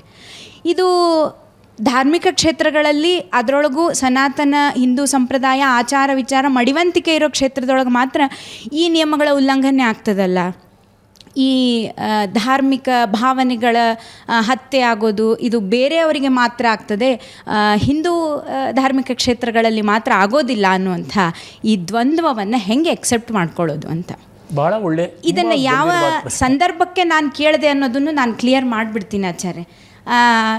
ಈ ನೆನ್ನೆ ಇವತ್ತು ನಡೆದಂಥ ಒಂದು ಘಟನೆಯೊಳಗೆ ಯಾರು ನಮ್ಮ ಸಂಪ್ರದಾಯವನ್ನೇ ನಂಬೋದಿಲ್ಲ, ಯಾರು ನಮ್ಮ ಆಚಾರ ವಿಚಾರವನ್ನೇ ನಂಬೋದಿಲ್ಲ, ಯಾರಿಗೆ ಅದರೊಳಗೆ ಶ್ರದ್ಧೆನೇ ಇಲ್ಲ, ಅವರನ್ನೇ ಕರೆದು ನೀವು ಪೂಜೆ ಉದ್ಘಾಟನೆ ಮಾಡಿಸ್ತೀವಿ ಅಂತಂದರೆ ಎಷ್ಟು ಅನೇಕ ಜನರಿಗೆ ಇದರ ಧಾರ್ಮಿಕ ಭಾವನೆ ಹತ್ಯೆ ಆಗಿರಬಹುದಲ್ಲ ಅಂಥೇಳಿ. ಸೊ ಇದು ಸಮಾಜದೊಳಗೆ ನಾವು ಯಾಕೆ ನಮ್ಮ ಮಡಿವಂತಿಕೆ ಆಚಾರದಿಂದ ಹಿಂದೆ ಸರಿಬೇಕು ಯಾಕೆ ಅಂತ, ಇನ್ನೊಬ್ಬರಿಗೆ ಒಳ್ಳೇದಾಗೋ ಹಂತದೊಳಗೆ ನಮ್ಮ ಮಡಿವಂತಿಕೆಯನ್ನು ನಾವು ಯಾಕೆ ಬಿಟ್ಕೊಡ್ಬೇಕು? ಪ್ರಶ್ನೆ ಕನ್ವೆ ಆಯಿತು ಅವರಿಗೆ. ಬಹಳ ಒಳ್ಳೆಯ ಪ್ರಶ್ನೆ. ಅದಕ್ಕೆ ನಾವು ಬಿಟ್ಕೊಡಬಾರದು ಅಂತಂದರೆ ಸರ್ಕಾರವನ್ನು ಅವಲಂಬಿಸಬಾರದು. ಈಗ ಮೈಸೂರು ಅರಮನೆಯಲ್ಲಿ ನಡೆಯುತ್ತದೆ ನವರಾತ್ರ, ಅವರು ಖಾಸಗಿಯಾಗಿ ಮಾಡ್ಕೋತಾರೆ. ಯಾವಾಗ ಸರ್ಕಾರವನ್ನು ಅವಲಂಬಿಸ್ತೀವೋ ಆಗ ಸರ್ಕಾರದ ಎಲ್ಲ ನಿಯಮಗಳನ್ನೂ ಅನುಸರಿಸಬೇಕಾಗುತ್ತದೆ. ಸರ್ಕಾರದ ಕೃಪೆಯನ್ನು ಬಯಸಿದ ತಕ್ಷಣ ಇದು ಸಮಸ್ಯೆ ಬರ್ತದೆ. ಹಾಗಿಲ್ಲದೇ ಇದ್ದಾಗ ಪ್ರೈವೇಟ್ ಅಂದರೆ ಸಮಸ್ಯೆ ಇರೋದಿಲ್ಲ. ದೇವಾಲಯಗಳನ್ನೆಲ್ಲವನ್ನೂ ಪ್ರೈವೇಟೈಸ್ ಮಾಡಿಬಿಟ್ರೆ, ಅವರವ್ರಿಗೆ ಸ್ವಾಯತ್ತ ಕೊಟ್ಟಿದ್ದರೆ, ಮುಜರಾಯಿ ಇಲಾಖೆ ಅನ್ನೋದು ಇಲ್ಲದೇ ಇದ್ದಿದ್ದರೆ ಈ ಸಮಸ್ಯೆ ಬರ್ತಿರಲಿಲ್ಲ, ಬೇರೆದಿರ್ತಾಯಿತ್ತು. ಇಲ್ಲ ಅಂತ ನಾನು ಹೇಳೋಲ್ಲ, ಬೇರೆ ಸಮಸ್ಯೆ ಇರ್ತಾಯಿತ್ತು. ಆದರೆ ಈ ಥರದ ಸಮಸ್ಯೆ ಇರ್ತಾ ಇರಲಿಲ್ಲ. ಅದನ್ನು ಮಾಡೋದಕ್ಕೆ ಸಿದ್ಧರಿದ್ದಾರಾ? ಸನಾತನ ಧರ್ಮೀಯರು ಅಂತ ಹೇಳಿಸ್ಕೊಳ್ಳೋರಿಗೇನೆ ಆ ಕ್ರಿಯಾಶಕ್ತಿ ಕೃತಶಕ್ತಿ ಇಲ್ಲದೆ ಇದ್ದರೆ ಏನು ಮಾಡೋದು? ಅದನ್ನು ನಾವು ನೋಡಬೇಕಾಗುತ್ತದೆ. ಇಲ್ಲಿ ಆಗಿರ್ತಕ್ಕಂಥದ್ದು ಅದೇನೆ. ಮತ್ತು ಇನ್ನೂ ಒಂದು ಸ್ವಾರಸ್ಯ ಇದೆ, ಅದನ್ನು ನಾನು ಹೇಳೋಕೆ ಹೊರಟಿದ್ದೀನಿ. ಏನಂದರೆ, ಸನಾತನ ಧರ್ಮದಲ್ಲಿ ಇದು ಸೆಕ್ಯುಲರು, ಇದು ರಿಲಿಜಿಯಸ್ಸು, ಇದು ವೈದಿಕ, ಇದು ಅವೈದಿಕ, ಇದು ಲೌಕಿಕ, ಇದು ಪಾರಮಾರ್ಥಿಕ ಅಂತ ಭೇದ ಮಾಡೋಕ್ಕಾಗೋಲ್ಲ. ಒಂದು ದೇಹದಲ್ಲಿ ಇದೇ ಬೇರೆ ಅದೇ ಬೇರೆ ಅಂತ ಯಾವ ಮಟ್ಟಕ್ಕೆ ಹೇಳೋಣ? ತುಂಬ ಕಷ್ಟ. It's a dynamic system.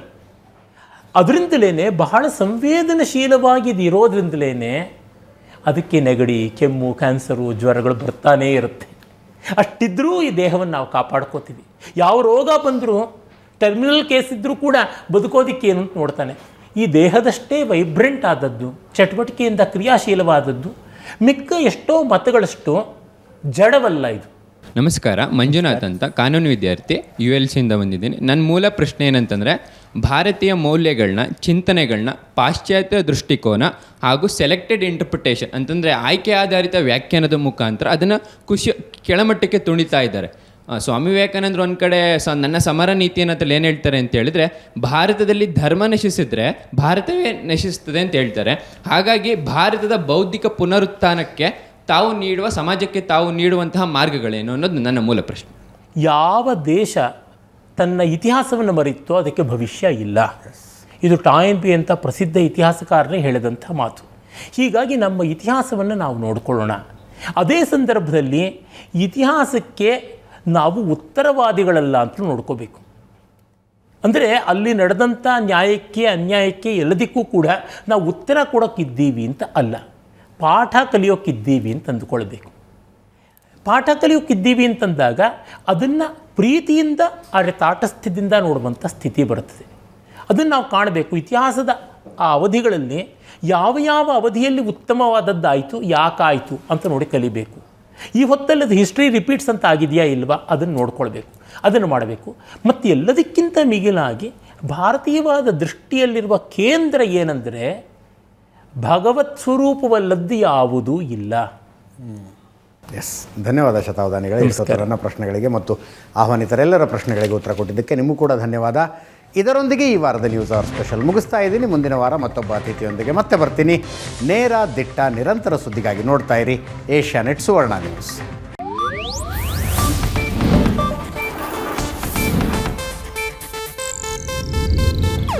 ಇದು ಏಷ್ಯಾನೆಟ್ ನ್ಯೂಸ್ ನೆಟ್ವರ್ಕ್ ಪ್ರಸ್ತುತಿ.